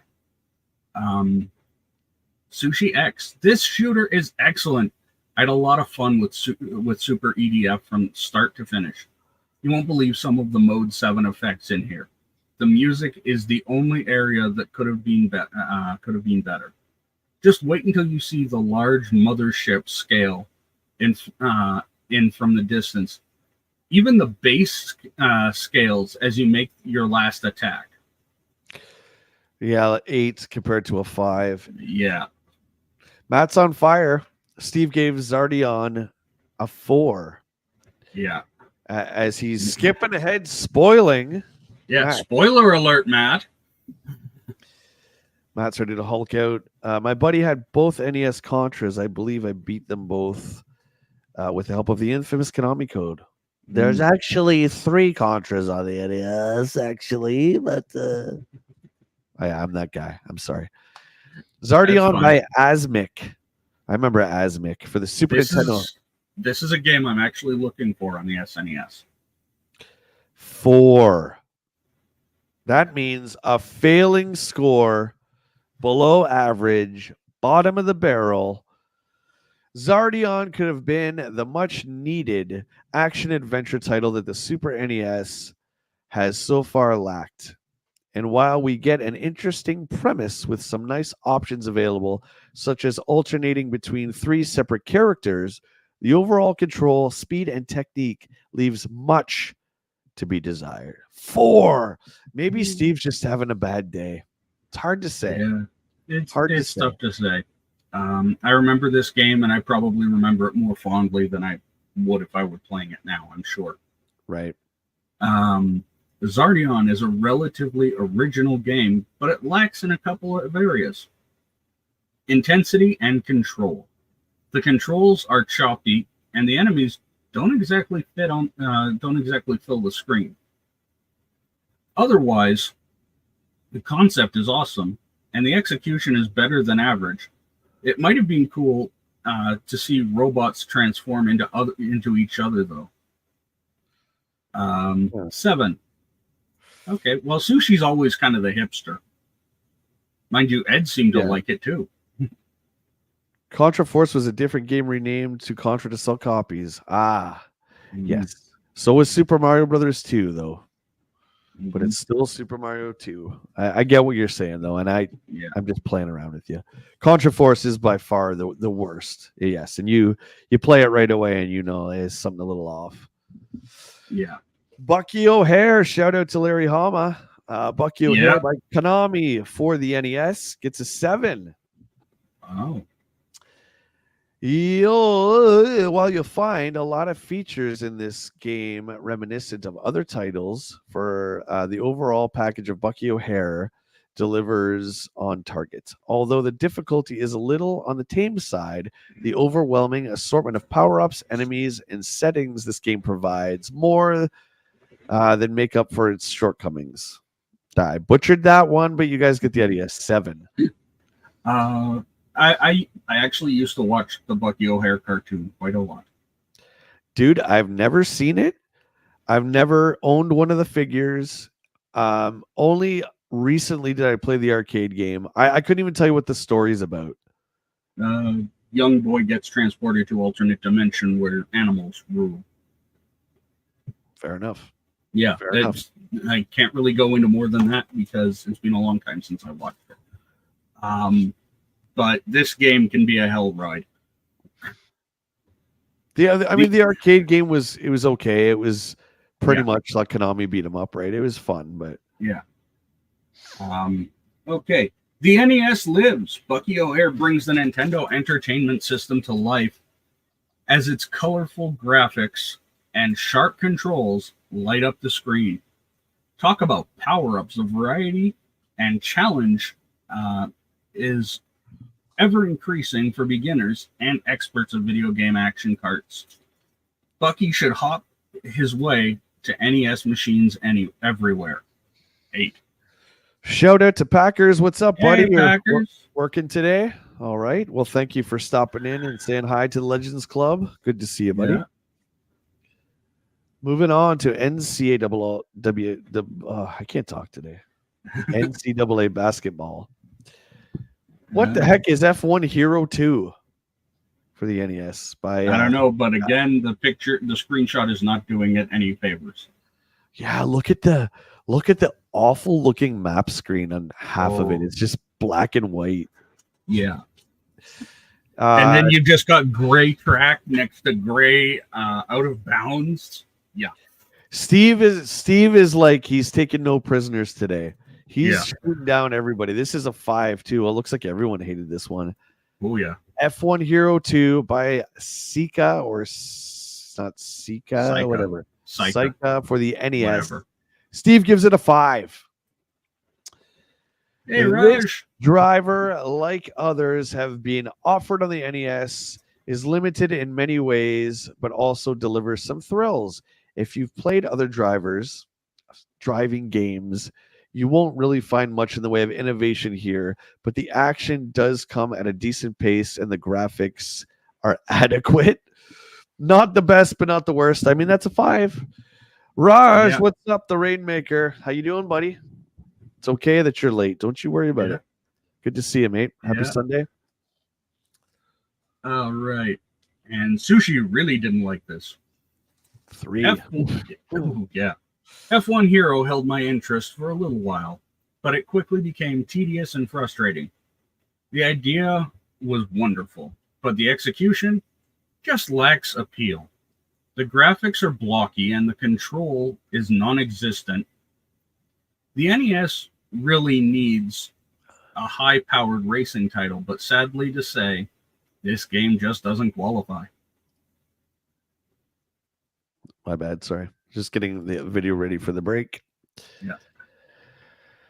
Yeah, 3's pretty brutal, man. Like that's and you know what I do love about EGM is though, even though it is on the NES, they don't look at it and judge it against 16-bit competitors. Do you know what I mean? No. It's still like they just judge it on, is this a good game? Are the graphics great for the NES, etc., etc.? Yeah, they compare it to what else is on the NES. Yeah. And that's great. Overlord by Virgin. Overlord. I don't recognize that one either. I know the title. I just haven't played it. 7.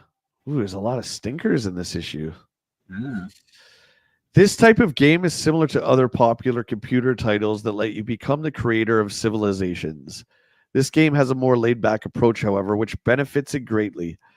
Kick in some battles, the need for weapon systems and other options any galactic ruler would need, and you get a decent simulation.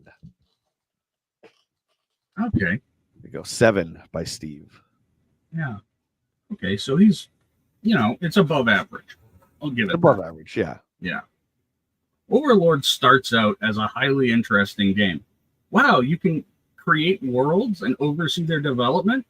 Well, if it were only that easy. This is a title that clearly screams to be put onto 16-bit machines due to the complexity and graphics required to make it mind-blowing. As it is, it loses before it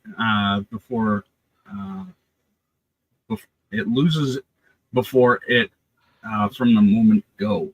Well, you lost it there. I think Sushi lost it. The old tongue twister. Yeah, Sushi, are you okay?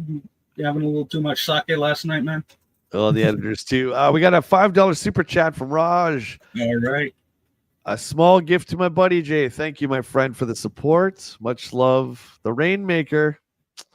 Much too kind, my friend. I do appreciate it. Especially on a Sunday. Yeah. We're going into the week of Halloween. Everyone excited, hopefully. Hopefully. Do you have your costume, Dan? Are you dressing up? You doing any of that? Not really dressing up. We'll be doing the candy thing for the kids around here. I got a few. Like, I'm not like our buddy Will, who's streaming very shortly. He's going all out. I used to be into the dress up thing, like Star Wars and all that. I got my Raccoon City Police Department shirt on. I got a couple other shirts to wear, but yeah, I'll have the spirit of Halloween, but I'm not going full costume. So. Well, I mean, for me, I use one of my classics, which is I got a plastic gun in a holster, and I have a CTU from the show 24. I have one of the replica badges that there you go. That I wear around my neck. That's good. Yeah. Desert Strike by Electronic Arts for the Sega Genesis. This one, I believe, a bunch of you guys last week were talking about. I think. Yeah, this is one of my favorites. Yeah, the top-down helicopter, right? Shooter. Yeah. Back when EA was a really good company. Steve gives it an 8.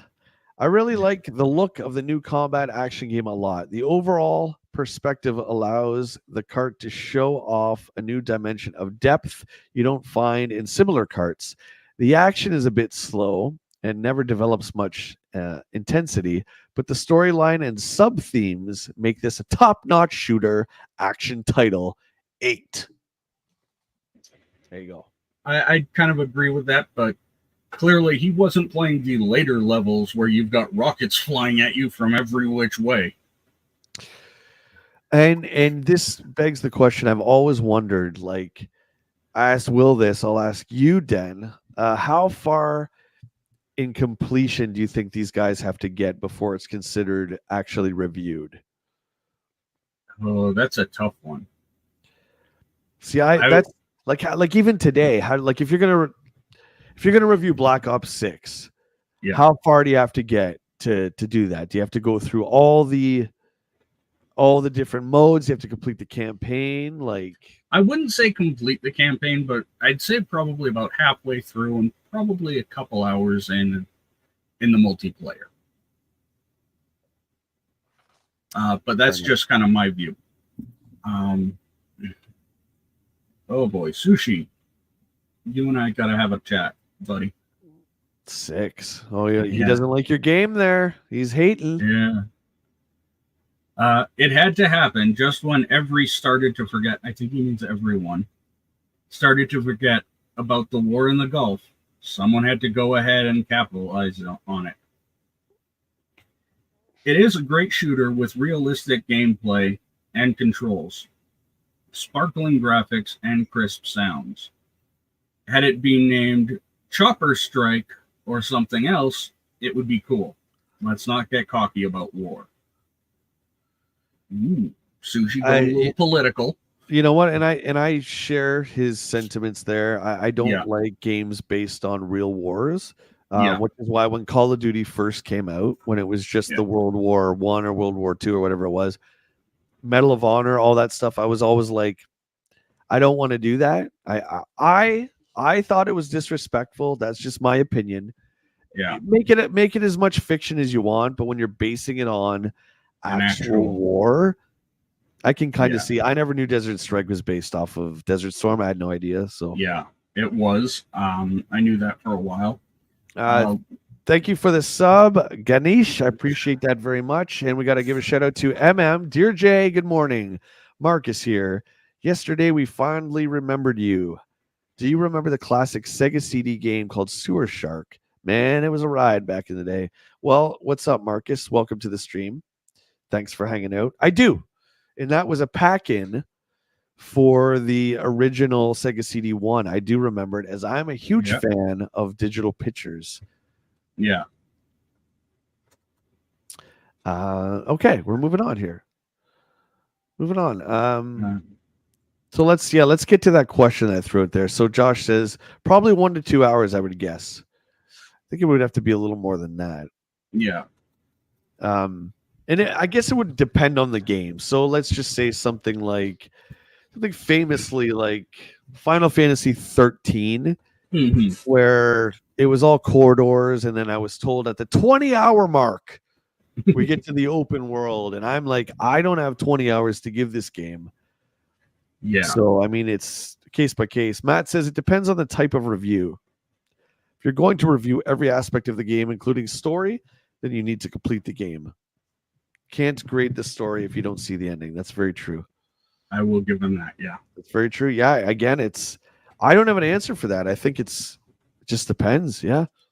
But let's be honest, in Call of Duty especially, the campaigns are getting shorter and shorter. Yeah. Yeah. But I don't think most people are buying Call of Duty for the campaigns anyway. So No. Reminds me okay. of the old joke of, I buy Playboy for the articles. Yeah. Golden Axe 2 by Sega for the Sega Genesis. 7. Golden Axe 2, never a big fan. For me, I didn't see the point of going past the first one, but I appreciate it. Looks like Steve feels the same. The usual goal of a good sequel is to try and offer something new and different to game players who enjoyed the original. While Golden Axe 2 is not a bad game, it didn't have anything that could be termed awesome. There are a few features, but overall, there are some new features, but overall, this is Golden Axe with some new scenery and enemies. And that's exactly what it is. Mm-hmm. 7. Which kind of sums up the state of the current industry. Okay. Sushi. I was slightly disappointed with Golden Axe 2. The sound effects were absolutely horrible. And the graphics, while well drawn, were poorly animated. Even the ending was a letdown. The new magics and special moves are cool. However, are cool. However, and the good play controls help to keep the game respectable. It should be better. I'm thinking the way he made it sound should probably be a lot lower than a 7. Yeah. I want to highlight Matt's comment here. I did the same with Final Fantasy 13, never made it past the open world, just stopped playing. It's like we always talk about, guys, on the channel when someone tells you to watch a show. Gets really great after the second season. Yeah. And there's 12 episodes. Like, I don't have time to put into a show for it to just get good. Like, even 3 or 4 episodes in, I think that the first episode should grab you. Yeah. And if it doesn't, then it's probably not for you, right? Yeah. And that's not saying it's a bad show. It's just, like we say, not everything is made for everybody. Okay, Chad, I need your help with this next one. This renovation game. How do you pronounce this? Soldice. I'd go with that. Yeah, Soldice. These shooter games are just off the rails. No pun intended. Yeah. Like the names that these developers come up with. Soldice. I can confidently tell you I've never heard of this game. Me either. Soldice, I do believe. Okay, thank you. It's Time to Wake Up says that's one reason why Chrono Trigger was one of the best games on the Super Nintendo. It was only 20-ish hours to fully complete. Easy for traditionally non-RPG players to get into. Yeah. And it grabbed you right away. Mm-hmm. That game grabbed me right away. Yeah. Right. Okay, so 7 from Steve. Another shooter on the Genesis. This shooter appears to be inspired by Hellfire and other side-scrollers that give you killer firepower and let you use it on hundreds of enemies of all shapes and sizes. The bosses are immense and animated with an incredible amount of movement and fluidity. A good shooter that fans of the genre should be proud of. There you go. All right. Yeah, but the title needs work, guys. The game might be awesome. Title needs work. This shooter has intensity. I will give it that. The graphics are excellent. The music can jam a little. And the control is way above average for shooters. All in all, Soldice is a really well-rounded game. Solid through and through. It is not the best, but possibly a contender. One question: why the name change? Really? MM says Soldice. It does have an R-Type vibe, yeah. And I thought we were at this point getting away from the shooters, which I have nothing against the genre, but it feels like, especially on TurboGrafx and the Genesis, there were so many of these. We're getting into like 2600 territory now with the amount of black background space shooters we have, but yeah. The Duel. Is this isn't James Bond, is it? Get ready to go on a joyride on a lifetime. Here's your chance to try out the latest, hottest cars. No, this isn't the... I was thinking of James Bond, The Duel. The one with Timothy Dalton on the cover. I don't think this is it, though. This is just called The Duel. I don't remember this game. Do you? Not really, no. By Accolade 3. Steve is on fire, shooting down everyone's dreams. Yeah. Well, except for Luciano Di Geronimo, who he helped maybe pursue his. Our resident Bond expert Josh says, nope, this is not the 007 one. Okay, thanks, buddy. 3, this game does possess features not usually found in racers, like outrunning the cops, but the overall presentation is rendered in a less than average manner. The roadway is drawn poorly, the other cars lack smooth scaling, and the sound effects are equally as bad. An overall lack of action adds to this cart's troubles. Add Price is Right fail noise, and 3. Ooh. Yeah. Steve's not having it. Not today. He's not messing around. Sushi's not much better. Too little, too late. I say, give me a game with all of the hot cars like the Vector and other missing monster machines. On top of that, the Duel seems to fight through each scene to keep the graphics from disrupting. The sound effects are lacking realism, something racing fans love and desire. 4. Brutal. Yeah. Not really. Like, I'm just going to go back real quick here. Really lackluster games this month. Yeah. Contra 3 and Bucky O'Hare really are the huge ones. Yeah. And Soldice there, apparently, originally it was called Soul Feast. See, Soul Feast, I know. Yeah. So it's interesting they changed it. Okay, here you go, Cutthroat. Here's a couple of TurboGrafx games for you. But before we get to that, we got Super Off-Road, which I love this game, especially in the arcade, for the Sega Genesis by Accolade. 6 from Steve. Oh, another shoot down by Steve. Oh, This game takes on a special feel when it's played by 2, but on its own, it has its own set of strengths and weaknesses. While the tracks are drawn nicely, the cars are exceptionally small and hard to control in certain areas. The game also becomes unplayable after your first loss, since no new parts can be bought. 6. Yeah. I remember this game. I do remember it in the arcade. It was lots of fun in the arcade. Well, the cars are so small because it's one screen, right? Yeah. Nothing moves. You're just watching the entire race on one shot. So yeah, it had to be kind of small. Yeah.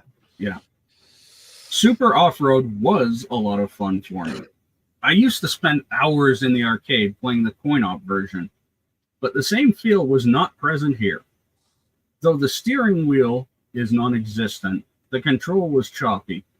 My main complaint is that it could have been so much better on the Genesis. 5. Ooh, they're not pulling punches this month. MM says 16-bit computer home MXX2 had a very special game called At least 1 and 2. Did you have those 2 titles for the Sega Saturn or other consoles? No, I did not. It might be MSX exclusive. I did not, my friend. No. Nice nice deep cut though. I appreciate that. Yeah. And then there's Ghetto over here editing my ass off. Great shoe, dudes. Oh, well, good job, Ghetto. Keep it up, buddy. Yeah. Keep it up. And that's okay. There, you still got less typos than there has been in this. Oh, you don't even, everyone in the chat, you guys know you don't have to correct your typos. We know what you mean. Like, it's fun. Yeah. I always joke that, I'm a gamer. I'm very, very fluent in Yiptoese. Yeah. Which is what my friends and I call typoese. Ballistics for the TurboGrafx 16 by NEC 4. While I like the original approach used in this game, the execution of the ideas are not always handled properly. I have no real complaints with the graphics or the sounds, but Ballistics suffers from poor control and the game's inability to always translate controller movements. So there's some lag input lag into on-screen action. The one thing you don't want is input lag in your game. It's brutal, even if it's just a split second. Yeah, didn't we see that in the CDI with the Zelda games having some? Oh God, dude! Every CDI game, a lot of 3DO games have it too. Just real lag. Yeah, I mean you do get used to it. You do, but still. Yeah, but if you're playing like an action type game, yeah. Okay, guess what? Here's yet another average TurboGrafx game. Jeez. Surprise, surprise. The ball control is too awkward to actually be fun. Within seconds, you can have tons of balls rocketing around the arena to no avail. Whoa. Let's keep this civilized. Sushi. PG, dude. PG. Yeah. It's a family show. Yeah. The appalling creature that drops the black ball into play seems totally unnecessary and utterly adolescent. Wow. Okay. I mean, all right. 6. It Came from the Desert is a TurboGrafx CD game. I don't think Ballistics is, but I know It Came from the Desert is because this was a showstopper back in the day for NEC. And look at the differences here. And what I'm going to do is Den's going to read Martin and Sushi, and I'm going to read Steve and Ed because the scores are so all over the place. Yeah. That I really want to get everyone's point of view on this. Yeah. There you go. It Came from the Desert on Amiga was my first experience of story-driven immersive gaming. I love it. Yes, I've heard, Mutron, that this game is awesome. And this was the game that made me want a TurboGrafx CD back in the day. I never got the CD system. I never got It Came from the Desert. So I'm with you on that. What's up, Butters? How you doing, buddy? Hey, Butters.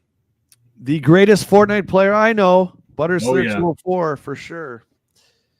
Okay, here we are. 5 from Steve. This is another Turbo game that has a variety of interesting concepts that just didn't gel. Well, some may question the quality. I like the motion video in this, while some may question the quality of the video, I like the motion video in this and other Turbo CDs a lot. Unfortunately, the access time is way slower, meaning the loading times is a lot slower, and the one-on-one segments drag a bit. The action is adequate, but not exceptional. So, full motion video blowing everybody away because, again, this is what we all thought the graphics were heading towards realism being what TV shows look like. This is what we thought the future of games were. So I like that Steve keeps it grounded. And even though it is mind-blowing that you see these realistic, quote-unquote, digitized graphics, he sticks to saying the core gameplay still sucks. I like it. Thaden, thank you very much for the sub, my friend. If you're in the stream, welcome on in. Okay, you could do Martin. next. Okay. This is a sad case of a great idea blended with poor execution. The gameplay consists of little more than choosing menus and a cheesy side-scrolling and overhead shooting scene. The cinemas are choppy, yet still have some cool features. The gameplay is non-existent, uh, not fun to play. Since when do bikes have radios? Interesting. Josh, thanks for hanging, my friend. We'll see you Later, soon. Josh. And yes, I will. I'll set up a date for everybody for the members only Discord for a hangout for sure. Again, if you guys are channel members or if you want to become a channel member, one of the key features is you get access to our private Discord, which we continue the nerdery both Yes. with video games and toys and whatever else we want to talk about after the streams. Okay, so Ed loved it. So Ed gives it an 8. These are the types of games that the Turbo needs to get going again. Unfortunately, it took years to make this one. Great branching on the plot and a decent merging of action sequences that are filled with digitized animation keep this quest game moving along nicely. A good advancement over the Sherlock Holmes CD. I like Ed's review there. That was great. Yeah. Really great. And back in the day, I loved seeing FMV games. Yeah. I still enjoy them to this day. It's a style of game that we don't see often. What was that game I played last year? Erica. Erica was like a newer style. Like it's kind of like full motion video games are kind of now treated like 16-bit side scrollers, like this Evil Dead one, right? It's now a style that developers go back to and create, which I think is really cool. Yeah. They were amazing back in the 90s. And even into the early 2000s. While the cinema display segments are graphically cool, they're a little too choppy and do not seem to have anything to do with the action sequences. They're purely for show and can become boring at times. Slow access times hurt the game horribly. The action is average, but lacks the excitement of a good title. 5. Yeah, no, there were games on these early CD-ROMs, like I remember Street Fighter being one of them on 3DO, where the load times really hurt it. You know, you select your character in Street Fighter, and then you're waiting 5, 7, 10 seconds for the match to start. That kills your momentum. And you guys know what I mean. Like if you're on a winning streak or a hot streak, and then the game just stops while it loads in, that's rough, right? Yeah. EGM does not hate TurboGrafx games, buddy. It's just holding it up to this. It's holding it up to the exact same standards as SNES and Sega. Yeah, it's got nothing to do with the console. It's, you see, all these are developed by NEC. They're all developed by Hudson Soft. They had no third-party support, right? So that's a lot of weight when you have one or two developers, NEC being a Japanese computer company that didn't really know much about game development, and then Hudson, who is awesome. Hudson Soft is great, but that's a lot of weight for two developers to take all this on and to make a game system successful in North America. A lot of that, again, had to do with the licensing agreement that Nintendo had with the developers. Yeah. So you have that because it wasn't like that in Japan. The PC Engine was huge and successful for a long time. Oh, yeah. Right. Yeah. But in North America, you know, they were facing some very serious competition from established companies. Mutron sent us this nice picture here, so thank you for that. Don't know if we need to see your underwear, but there you go. Yeah. And from what we've read about the Duel, maybe not really required, folks. That's what I'm just saying. It is noon. We're going to take a small break here, and we're going to grab ourselves a coffee or whatever you're drinking, and we're going to meet back here in 5 minutes, guys. That sound good for everybody? That's good. In the meantime, what we're going to do is we're going to learn about the history of one of my favorite NES games called Little Samson. So let's do that right now, guys. We'll see you back here in When you 5 think of minutes. the top rarest retail Nintendo Entertainment System NTSC games, people usually talk about stadium events, Bonk's Adventure, Panic Restaurant, and of course, Little Samson.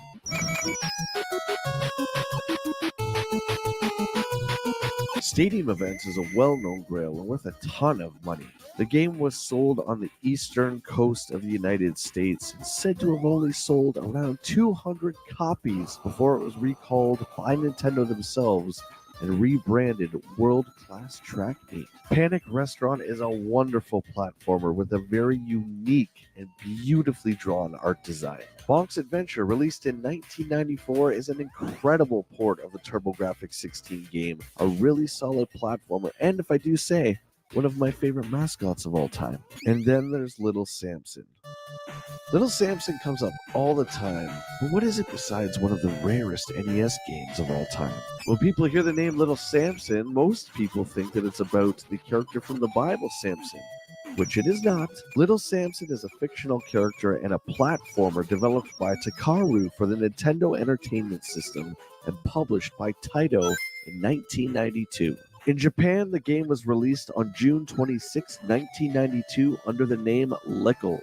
The game made its way to North America in November of 1992, and there was a name change from Lickle to Little Samson. This game is considered one of the holy grails for not just NES collectors, but all video game collectors. But why is Little Samson so sought after? Is it merely because of the rarity? Or is the game really that good? Well, first we need to talk about why it's so rare in the first place. With the TurboGrafx 16 and the Sega Genesis both being released in 1989, and the Super Nintendo coming out in 1991, many gamers had already leapt into the 16-bit era. In my opinion, that's why a lot of the later released NES games are so rare. At that time, gamers wanted the latest and greatest in graphics. In fact, I remember a lot of my friends at the time trading in their old consoles and games. That never interested me because I knew at some point, much like films and music, I'd want to go back and revisit them. Well, back to Little Samson. The first time I laid eyes on Little Samson was in 2013 in Bedford, Indiana. You know, the Little Samson was one of the last ones I bought in a box like that. So if there's one on the shelf, like that. Yeah.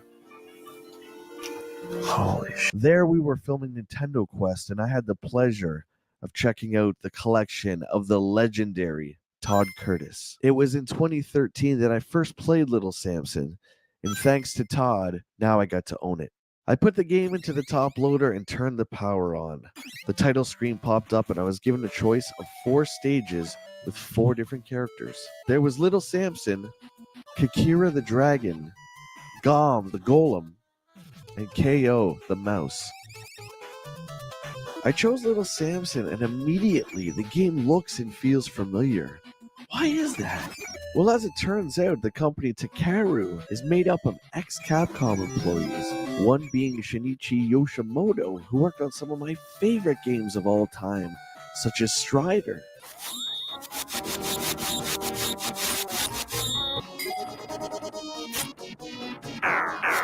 And Ghouls and Ghosts.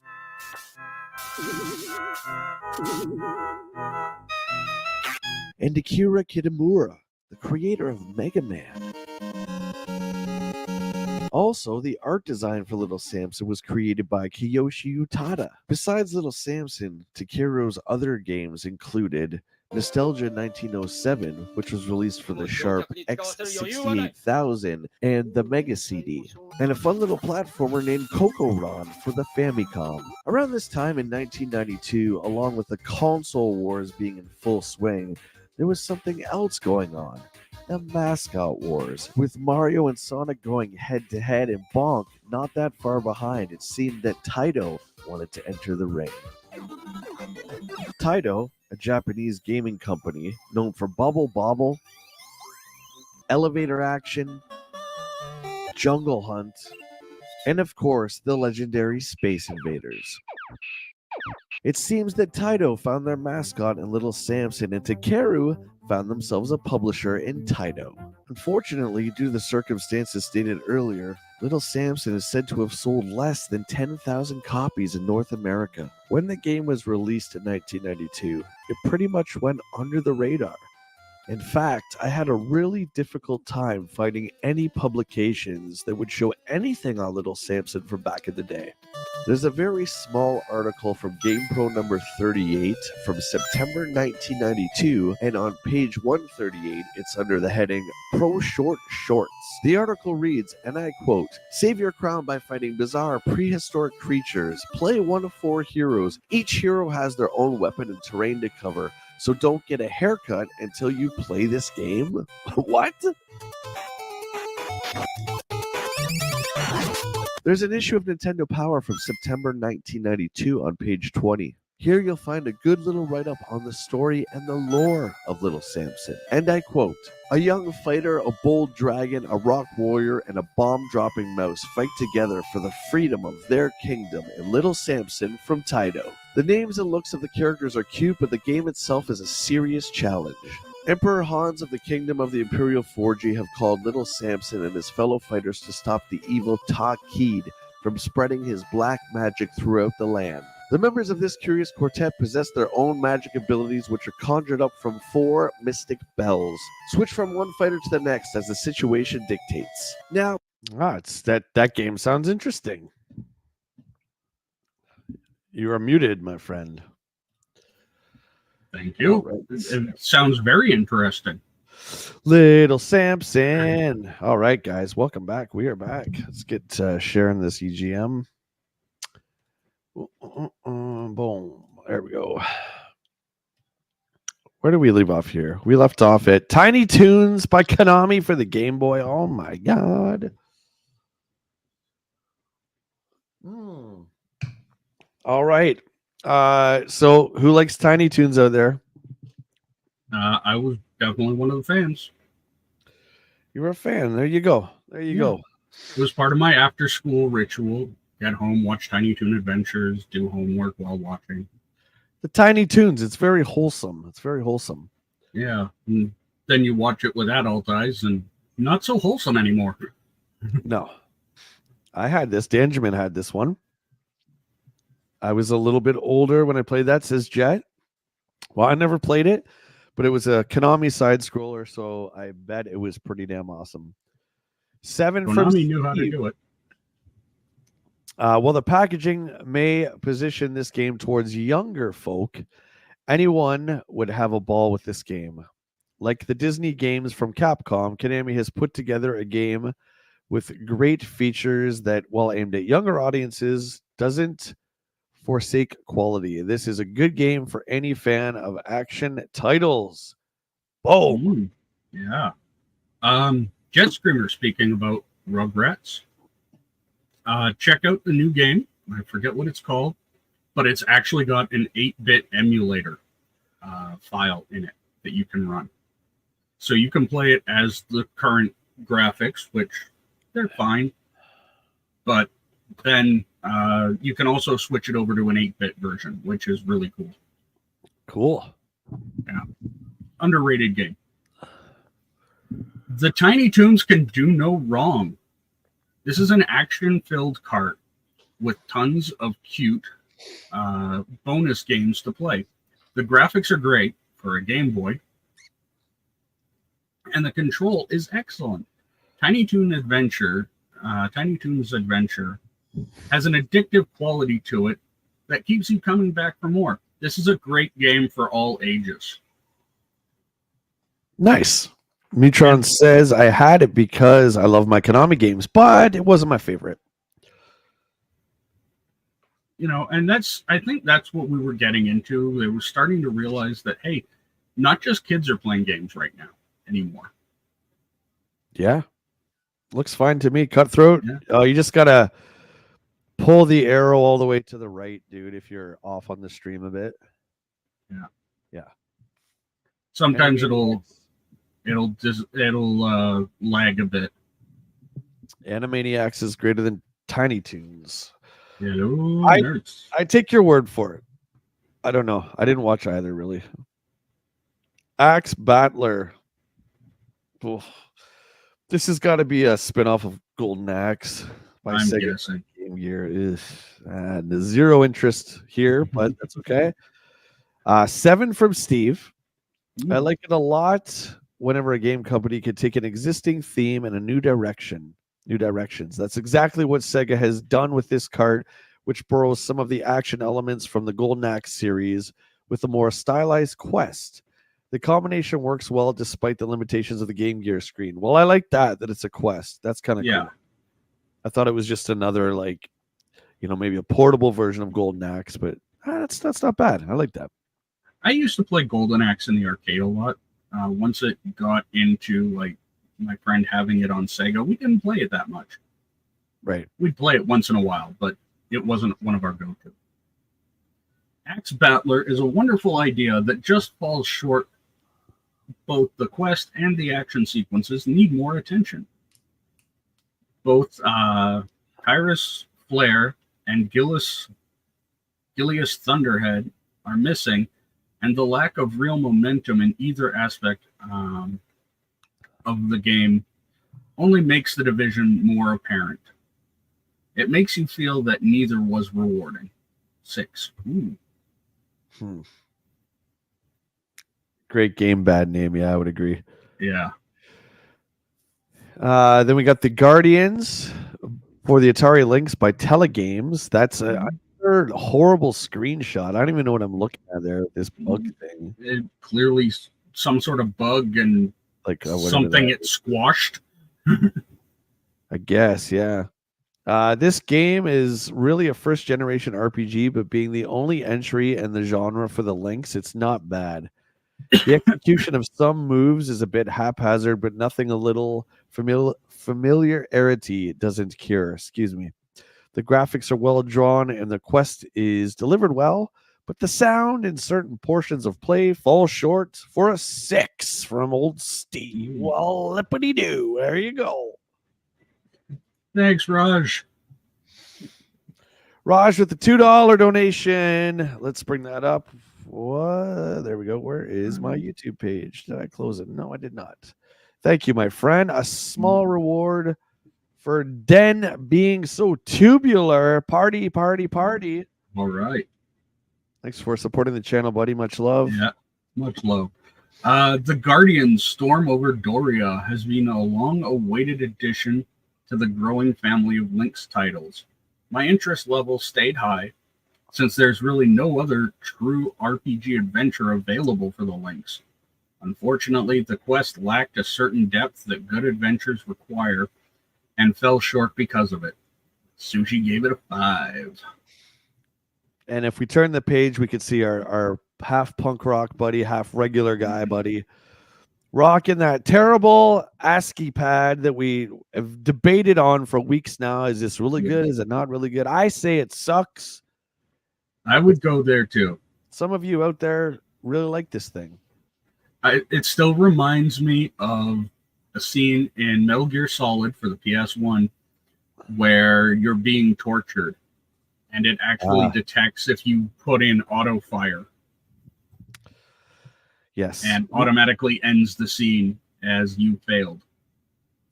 So we will just quickly do an overview of what's coming out. We're going to move quicker because we're only 30 pages in, 165 pages. Yeah. So at the very least, what we're going to do is the Street Fighter footage. I'm not going to go over 3 hours on this one. Yeah. But we're not going to skip anything good. So we see that there's a lot of healthy releases on the NES still. The NES is still pumping out the games. Super Nintendo, of course. Game Boy, Game Gear, Genesis, all doing great. Neo Geo 2. Yeah. Which is fine. Master System, nothing. Lynx has 4, which is good. And TurboGrafx, 0 releases. That's never a good sign. You can kind of start to see the systems that are kind of dying out. And I would not count the Neo Geo because that is an arcade system first and foremost. The Turbo and the Master System they're going away, unfortunately. Yeah. Oh boy. Gun Force. Well, we can't skip Quarterman. Our man on the Never. fields who's out getting all the rumors, making dreams happen. We can't skip Quarterman. He is our rumor guy. And 99.999% of the time, he is correct in his rumors. So I feel like we owe it to you, the community, to read Quarterman's rumors of 1992 and see if these are going to come true. See? There you And go. the deeper you go into his letters, generally, the drunker he starts sounding. Puka Ninja is a fan of the ASCII pad. There you go. There you go. Hey, we all like what we like, right? Absolutely. All right. Oh, blow my britches. Starting off drunk. What? Wrote at 4 a.m. Eastern. Blow my britches. It's Mr. Cheery, Mr. Fun. It's Mr. Quarterman with a big bag of gossip from the dirtiest depths of the video game corporate vaults. We have lots of fun games and prizes this week, kiddies, with news that makes your mouth water. We begin this issue with CD-ROM news. We've all heard about the leaps in technology Nintendo, Sega, and Sony and others are making, but other superpowers ranging from Electronic Arts to Lucasfilm, and I believe, Den, he is referring to Mr. Hawkins, who I still think was part of Electronic Arts, I believe.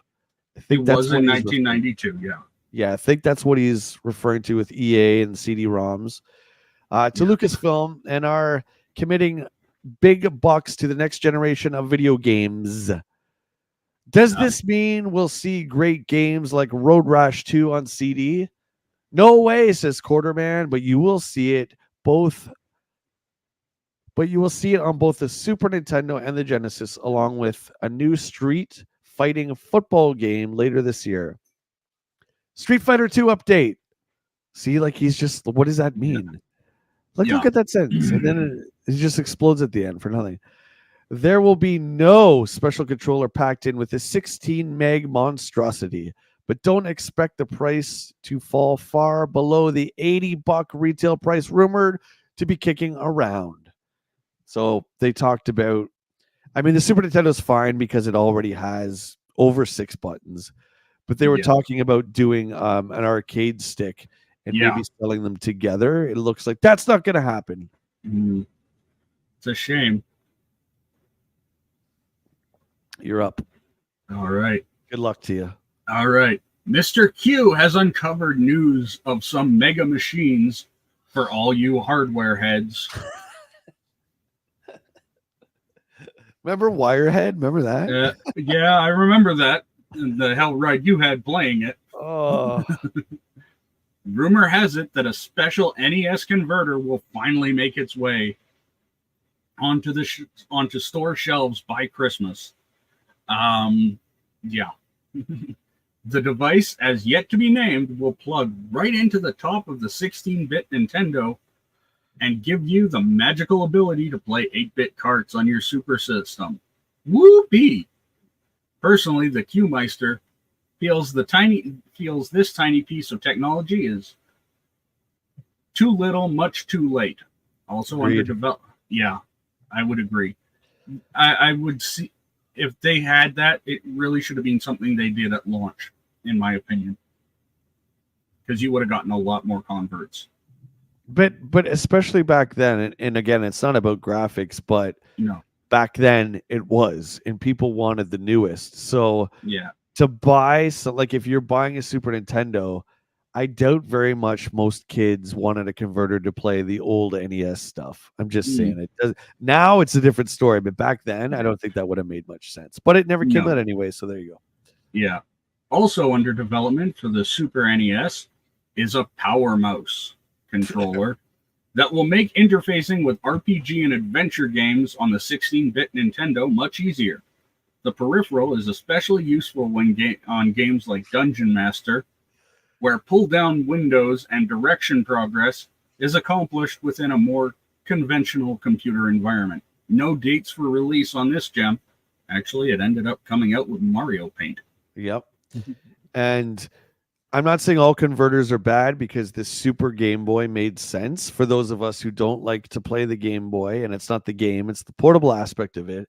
Yeah. To play it on your TV, I was all for that. So, Yeah. but we saw like the power based converter that came out for the Genesis to play Master System games. Like nobody really cared, you know. Yeah. Dale says it's one of the main reasons why I have a 6 button on my Genesis. I was using that with Mortal Kombat and Street Fighter as well as Turbo. Yep. Mutron says rumor has it that Jay's left pec is so powerful it won't allow a shirt. Button. Oh. Oh, dude, that's good. Oh. Where's the beef, Sega? You rode out of 91 on a high and you're heading into 92 on a low. What is that? I'm all for you guys making it big, but with hot hits like Street Fighter 2, Contra 3, Turtles 4, Zelda 3, etc., hitting the Super NES, you better get something better than Art Alive into the stores. Where's Sonic 2? Where's Toe Jam and Earl? And where's Batman 2? We know you've got them. We just want you to finish them up. Speaking of new Sega carts, look for their lineup to get an additional boost later in the year from the sequel to Shining in the Darkness called Shining Force. This super cart weighs in a hefty 12 megs. Woohoo! Other sequels to watch out for include Super Monaco GP2, Small Call, eh? I don't know what that means. And a new adventure within the Phantasy Star realm. Don't expect the 4th installment of Phantasy Star series, however, until sometime in 1993. And quit looking for the long-awaited Turbo Outrun altogether. The head honchos at Sega pronounced it dead on arrival when it arrived on these shores. Check out Aliens on Laserdisc. There's a what? Bofo 15 extra minute footage on the Laserdisc. Most of it at the colony before the bugs take over. Yeah, xenomorphs actually like. And later on, that was eventually released to become the special edition of Aliens, and it's actually pretty good. So all of that was pretty true. Phantasy Star 4 came out in 1994, I believe. But he's pretty much dead on, man. Like he's good. He's good. Yeah, he's solid. He's probably a lot more accurate than most of the people back then. This guy. Where's the beef? Rumor has it it's in Jay's left pec. Oh my god. Oh, sounds disgusting. I don't want that. Switching gears back to game systems. Word from the Sega chief is that a new piece of Sega hardware, officially codenamed the Giga Drive, will hit soon. The machine will indeed support at least a 32-bit configuration, mocking the system 32 boards from Sega's coin-ops. In addition to buff new games, the Giga Drive will also remain completely downward compatible, so your Genesis library won't be obsolete overnight. Learn, Nintendo, learn, Nintendo, learn, Nintendo, learn, Nintendo. Happy, happy, joy, joy. Happy, happy, joy, joy. Happy, happy, joy, joy. I loved Ren and Stimpy. Me too. While digging on the Giga Drive, yours truly has also scored with some kick news on yet another piece of Sega hardware. This machine, still in development and untitled, will be CD specific but won't hit stores until sometime in 1994. Can't wait. All right. And this one I'll do as well, since it's that one was a little shorter. Check it out. Nintendo is working on the development of the Game Boy Color, but no development systems have so far been awarded. The Q-Man says December at the earliest. Beware, all of you Usenet dweebs. The Quarterman is watching. Until next time, remember to place the thing and keep your hands off my joystick. Oh my god. You know, Quarterman, you start by saying blow your britches and then hands off your joystick. You're sending mixed messages. Shout out to Thor. I mean, this is like 5 or 6 issues where Thor has showed up Sponsored by Camerica Games. I love it. Yeah, and written by Codemasters. What exactly is just his left pec overpowered? Oh, this here, I had to button the shirt because this kept popping open. So they're making a joke because my pec is so powerful. It's not powerful. Nor is it big. Ooh, wow, NASCAR Challenge. A game about making left turns for 3 hours.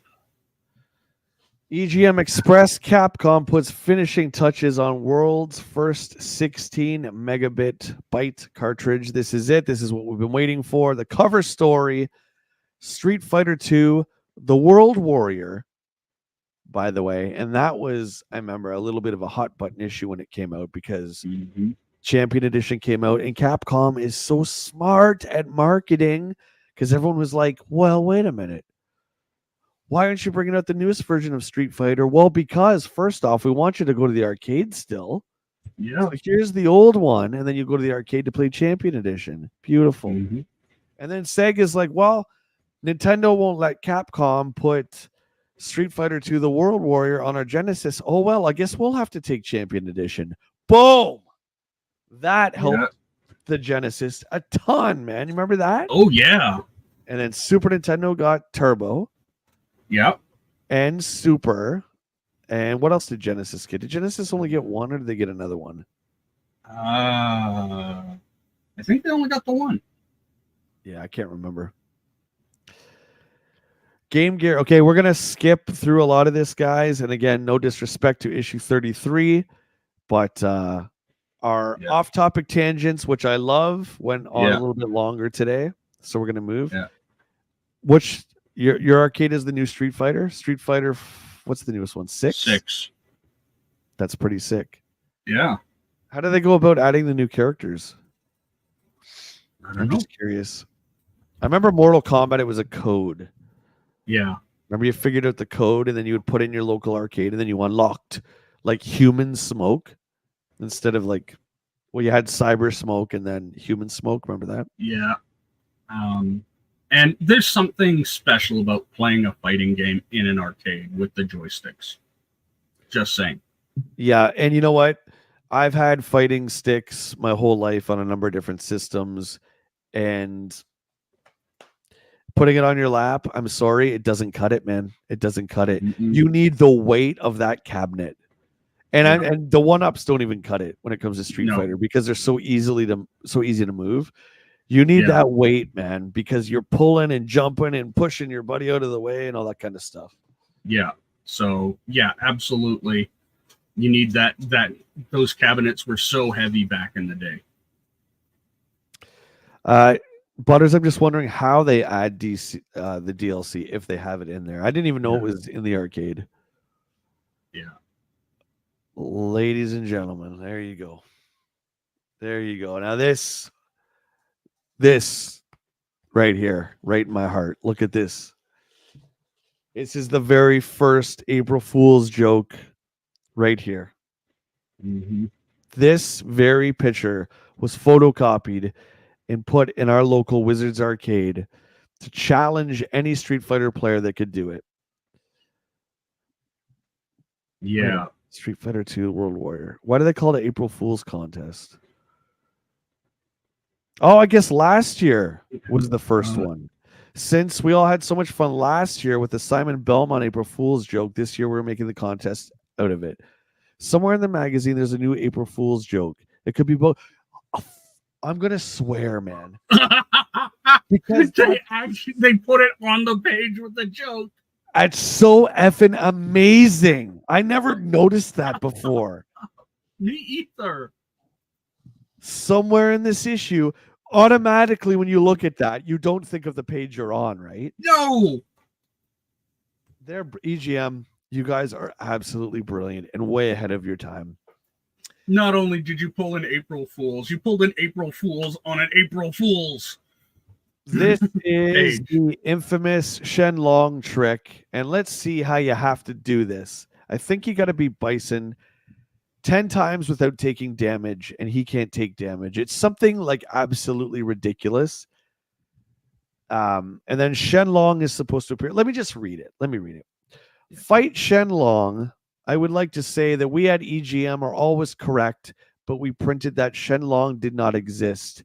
We have been flooded with 100 letters denying it. After weeks of researching each reader's claims, we have finally solved the mystery of Shenlong.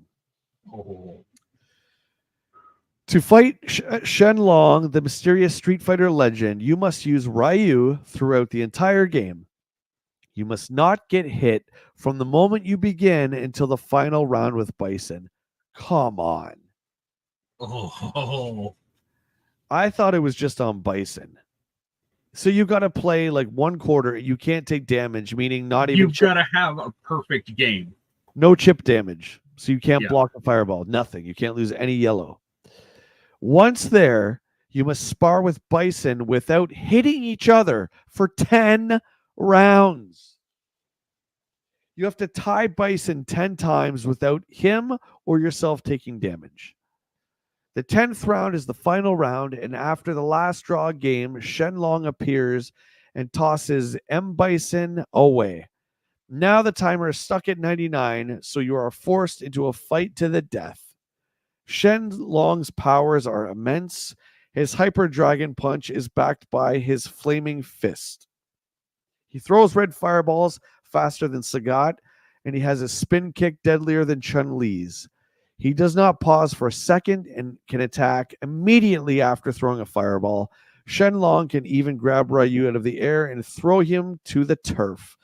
We did not last long against him, as his blows cause mega damage. What? But we guess he can do all the special attacks of each World Warrior. So maybe I wonder if Ed Boon was reading EGM and he's like, this guy can use all the powers. Maybe we should have a character that can transform into every single character. You heard it here first. Ed Boon got the idea for Shang Tsung from this article. Yeah. And, how many years was this put up in arcades and people tried to create it? I do not have this issue of EGM, but I'm going to order this issue of EGM, and I'm going to old school frame this. Actually, I could probably just print this out. Yeah, but having it in person. Maybe I'll just print this out. I don't know. Yeah. But I want this framed because this page here, for me, is so iconic. Yeah. Anyway, I'm done gushing over it. Okay. Honorable mention, Mr. W.A. Stokens from Fuldagen, Hawaii, had the closest explanation of the Shenlong trick. Interesting. Yeah. And the fact that they have an April Fool's contest on their April Fool's prank page, just chef's kiss, guys. Perfect. Will this Shenlong character grant me 3 wishes? Yeah, exactly. But Butters, in the day, man, we had people trying. I didn't even attempt it because a few of my buddies were just so good at Street Fighter. I'm like, listen, if they can't do it, there's no way I'm not going to be able to do it. So I didn't even try it. But I watched people try and do this, man. Oh, yeah. I saw people get 2 or 3 guys in and then take just a bit of chip damage, and it's like, okay, it's over. You got to start again. Like, this is fantastically cruel, but absolutely hilarious at the same time. This is a cruel joke. Yeah. This is a cruel joke, but looking back at it now, you can kind of laugh and really respect them for doing something this deep and not even revealing it was April Fool's for a long time. Crazy.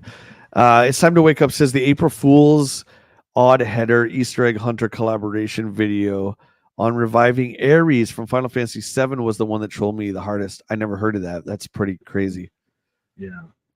One that trolled me hard was the GoldenEye beating Aztec in under 2 minutes on 00 difficulty. And if you did that, there's probably more to it, but you get the idea. If you did this, you unlocked Sean Connery, Roger Moore, Timothy Dalton, and I think Lazenby as well. Yeah. You unlocked and then that was classic bonds. That was a joke.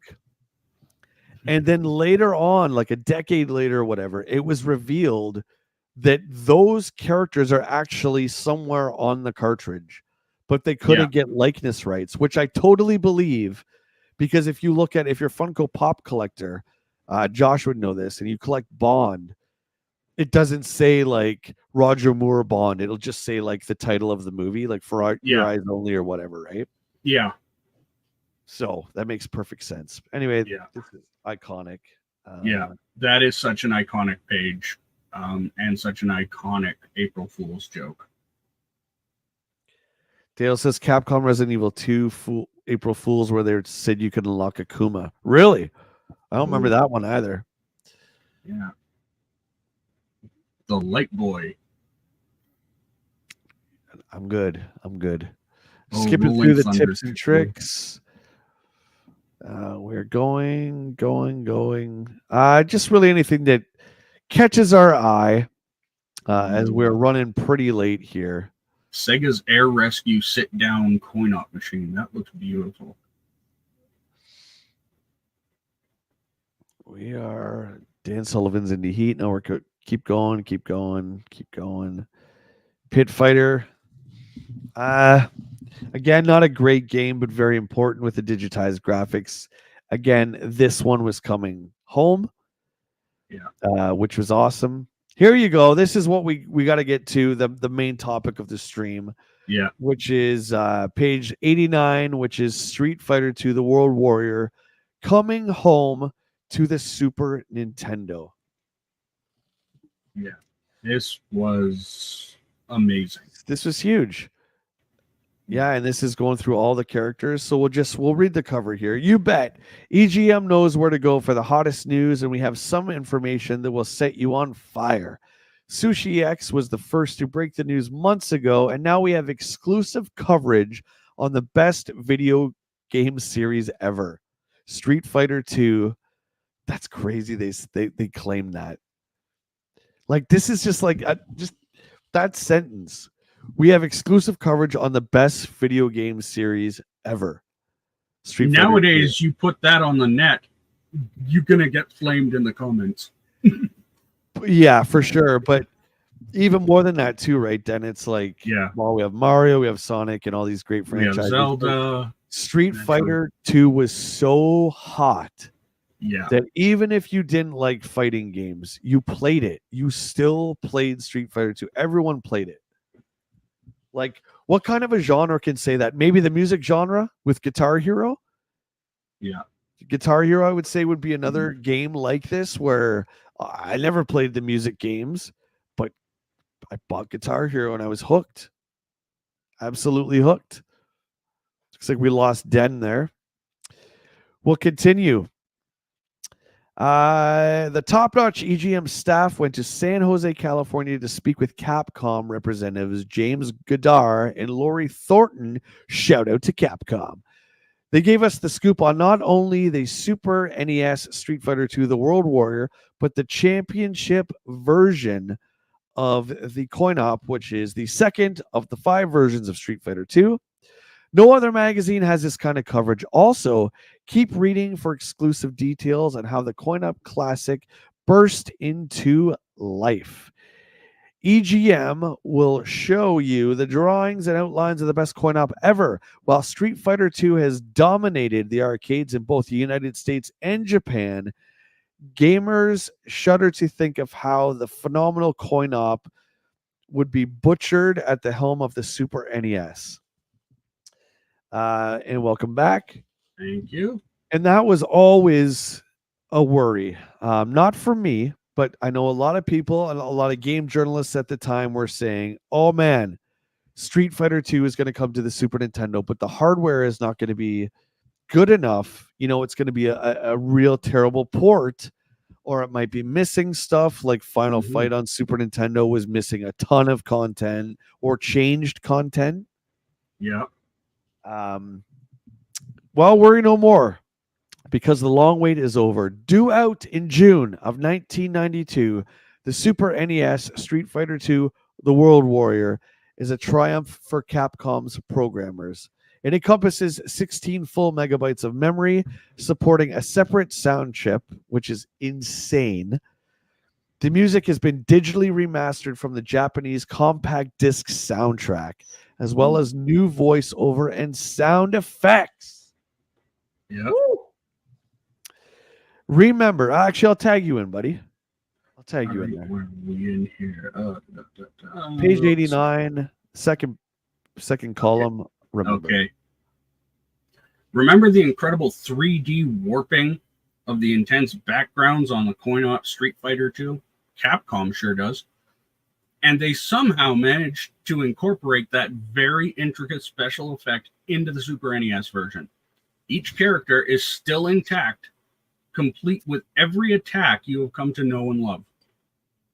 In fact, the awesome combos that work in the coin-op will still function beautifully on the Super NES.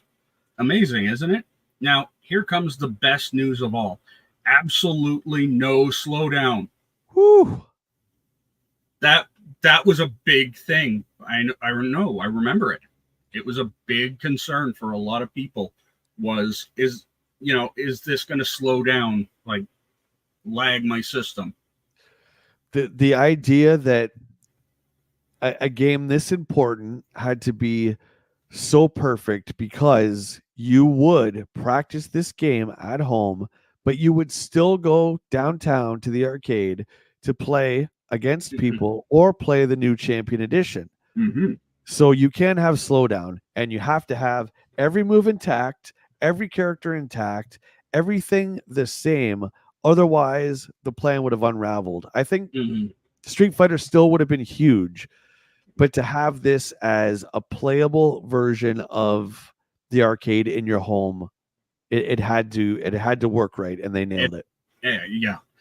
With all the warping, large animated characters moving quickly, I might add, and breakable objects floating around on screen, you may expect the entire game to lag every time you move. But have no fear, the programmers managed this feat without resorting to an accelerator chip. Perhaps other companies should look to Capcom for solid programming advice on the Super NES. For once, a company has taken the time to produce a Super NES product the way it should be. Perfect. Even using the clunky Super NES pads, the game controls beautifully. Since Capcom has not confirmed on any joystick plans, EGM must make a plea for all World Warriors out there for a company to produce a joystick with the standard 6-button configuration for the Super NES. With that, who would need tokens?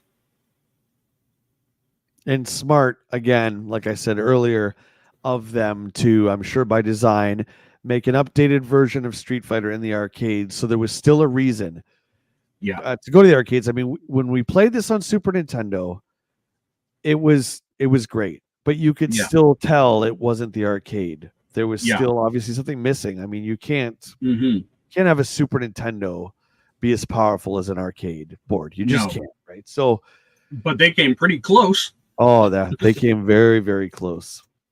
And the fact they point out, like, companies should be looking to Capcom for solid programming advice. It's like, yeah. Street Fighter 2 to me, chat, is the perfect video game. It's the perfect fighting game. Yeah. Because it was before, like, there's combos in Street Fighter 2, but it wasn't this gigantic memorization that you had to do, say, like in Mortal Kombat 3. No. Right? And that's really where I lost interest in fighting games. Street Fighter 2 was way more organic in the way that combos worked. And I think the best in fighting games. Now, obviously, I'm wrong because it's not the normal anymore. The normal fighting games went the way of, like a Killer Instinct with 5,000 combo buttons and stuff like that. But, I would say, though, that Street Fighter 2, all of the Street Fighter 2 games are examples of something we rarely saw, and that was a perfect arcade to console port. Yeah. Smash TV on Super Nintendo was a really great, decent arcade port. I'm trying to think of others. But yeah, Street Fighter 2 was killer. Raj with the $2 donation. All right, Raj, making it rain again. Rainy day, Jay. Raj the Rainmaker is here. Boom! Mic drop. And I'm sorry I don't have all my sound effects, buddy. Sorry. But I blame StreamYards. Thank you, dude. Much love. I appreciate that. and I love how they go into each character in this. Oh, absolutely. Street Fighter 2 has a very special place in my heart. I was never a fighting game fan, but my friend Steven had it, and we played together every weekend until 1996. I'm sorry to hear that, buddy. Sorry, buddy. But keep the memories alive. Yep, absolutely. We got the height and weight. I've always been curious. How tall is Ryu? He's 5'8". See, I'm 5'7". Ken's 5'9". Guile's 5'11". Chun-Li's 5'6". Okay. Blanca's 5'6.9", but okay. Yeah. Blanca was always one of the larger characters. Always hunched over, so he always seemed smaller. But Dalsim seems like he'd be taller. 5'9". Zangief 6'11". Whoa. Yeah. Ooh. Honda's 6 foot. But again, you can see the love that EGM put into this. And once again, like we even have like this black and white. I'm sure this is concept art from Capcom, right? We have like Vega here on his throne, and we have Balrog drowning his sorrows in the bar in Vegas. It's so great. And you kind of got an idea, and this was before there was any manga for Street Fighter or TV shows or movies. Yeah. This was like you got ideas just from these still pictures of the character's background. Yeah. And that they were part of this larger world. Yeah, and not only that, they gave you the blood type and the likes and dislikes. Yeah, blood type. That's crazy. Their birth date. Matt says Ryu being only 5'8" blows my mind. Yeah, and the fact that Ken is like 1 inch taller than him too. He's 5'9". Yeah, and even gave you like the bust, the waist, and the hip size. Like, geez, yeah, they put a lot of work into these. Dale says Street Fighter and Mortal Kombat were part of G.I. Joe with their figures. With the popularity of the video games and the movie, they were going to be coming out. Well, I mean, that was also. I don't know much about the Mortal Kombat toys. G.I. Joe certainly was. Street Fighter certainly was with G.I. Joe, but that was the Hasselfeld brothers too were really great at spotting trends, and nobody in the nerd space and entertainment wise was blind to what was happening with Street Fighter and video games. So obviously Hasbro's like, hey, I want a piece of that too, right? And brilliant. Yeah, absolutely. We got Sagat and Bison. I remember there was a rumor. I don't know if this was ever true or not, Den, but there was a rumor that the action replay for Super Nintendo allowed you to play as the boss characters, but it was like a really glitchy version. They just had basic attacks. I don't know if that's true. Does anybody in the chat know? Can confirm or deny that? I don't know. Sagat 7'5". That's tall. Yeah, and Bison's only 5'11". We are moving on to Street Fighter 2 Champion Edition. Get lost. You can't compare to my power. So why does Ryu look like he's drunk? Yeah. I think that's the Japanese art too. Yeah. But this is when we started to get a lot of the actual Japanese, I call it the real art. No offense to the Western artists, but back then, as we see in this, like covers like Strider for Genesis, like I don't think that they thought that the anime inspired art would fly in the Western world, so they would redo it and just came up with goofy covers like the Mega Man stuff. Yeah, Strider. So it's good to see that the Japanese artwork was being brought over here. When in truth, the Japanese artwork probably would have made the game sell even better. Yeah, that Strider box looks like Jeff Daniels as Strider. Like, who wants to play that? Like, right? Yeah. So this was great for two reasons. One, they added 4 characters to the roster, which were the 4 bosses. Mm-hmm. And 2, you could finally play mirror matches. So now, who is the best Guile? We can find out now. My friends and I used to play so many mirror matches.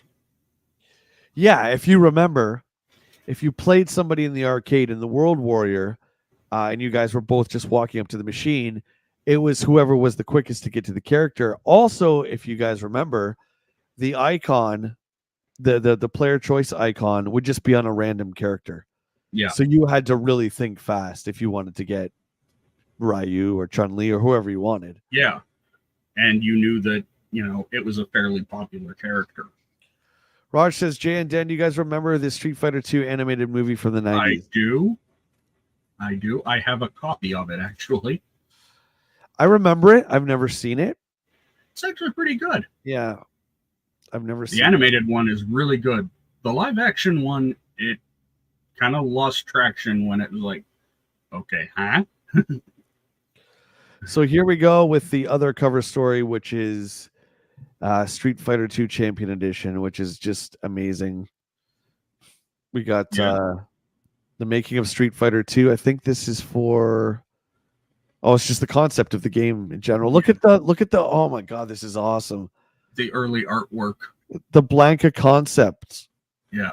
He's like a tiger man, and then he's like a kind of Ryu from Ninja Gaiden, and then the third one is like a caveman. Yeah, and then Zangief and military Chun-Li. Yeah, this is really cool stuff here. Ryu is pretty standard, but he still kicks ass. Original drawings of the different stages of Bison on the character select screen. Yeah.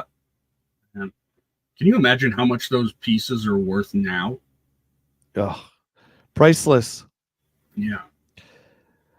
We're going to quickly get through this. Again, this is no disrespect to this issue, but we're just heading up to the 3-hour mark. Yeah. Evil Guile is the best. Is there an Evil Guile? I know there's Evil Ryu. That's really the only, like, out of those evil characters, that's the only one that I recognize is Ryu. Yeah. I didn't know there was an Evil Guile, though. But see, this is the thing with EGM. There was literally so much packed into each month. I could go through an issue, cover to cover, and still find new things later on. Oh yeah, absolutely. And it made like reading back issues great too, right? Because I would always, you'd always leaf through it, right, and look at the pictures first, of course, and then you would go back and read it. But there was always stuff, like you said, that you would miss, right? And I read all of it, man. All these articles. Oh yeah, most of them, like 90% of them. No bathroom needed, but I do have a meeting that I have to attend soon, Neutron, unfortunately. Stealth controllers. Looks like look at this thing. Oh, what a piece of junk. Yeah. Stealth has an arcade feel and unique, innovative feature for Mach 5 gameplay. Oh. It looks like the designer from Bishu found a new home. Yeah, what's the stealth bomber called? Is it just called a F-15 or something? There's two. There's the B-2 Spirit. Okay. Which is the very large bomber. The one that's like this shape, this one. Well, they're both kind of that shape. But the one that was around in 92 was the F-117 Nighthawk. Raj, that is true. There was a lot of Mortal Kombat characters that were either rumors.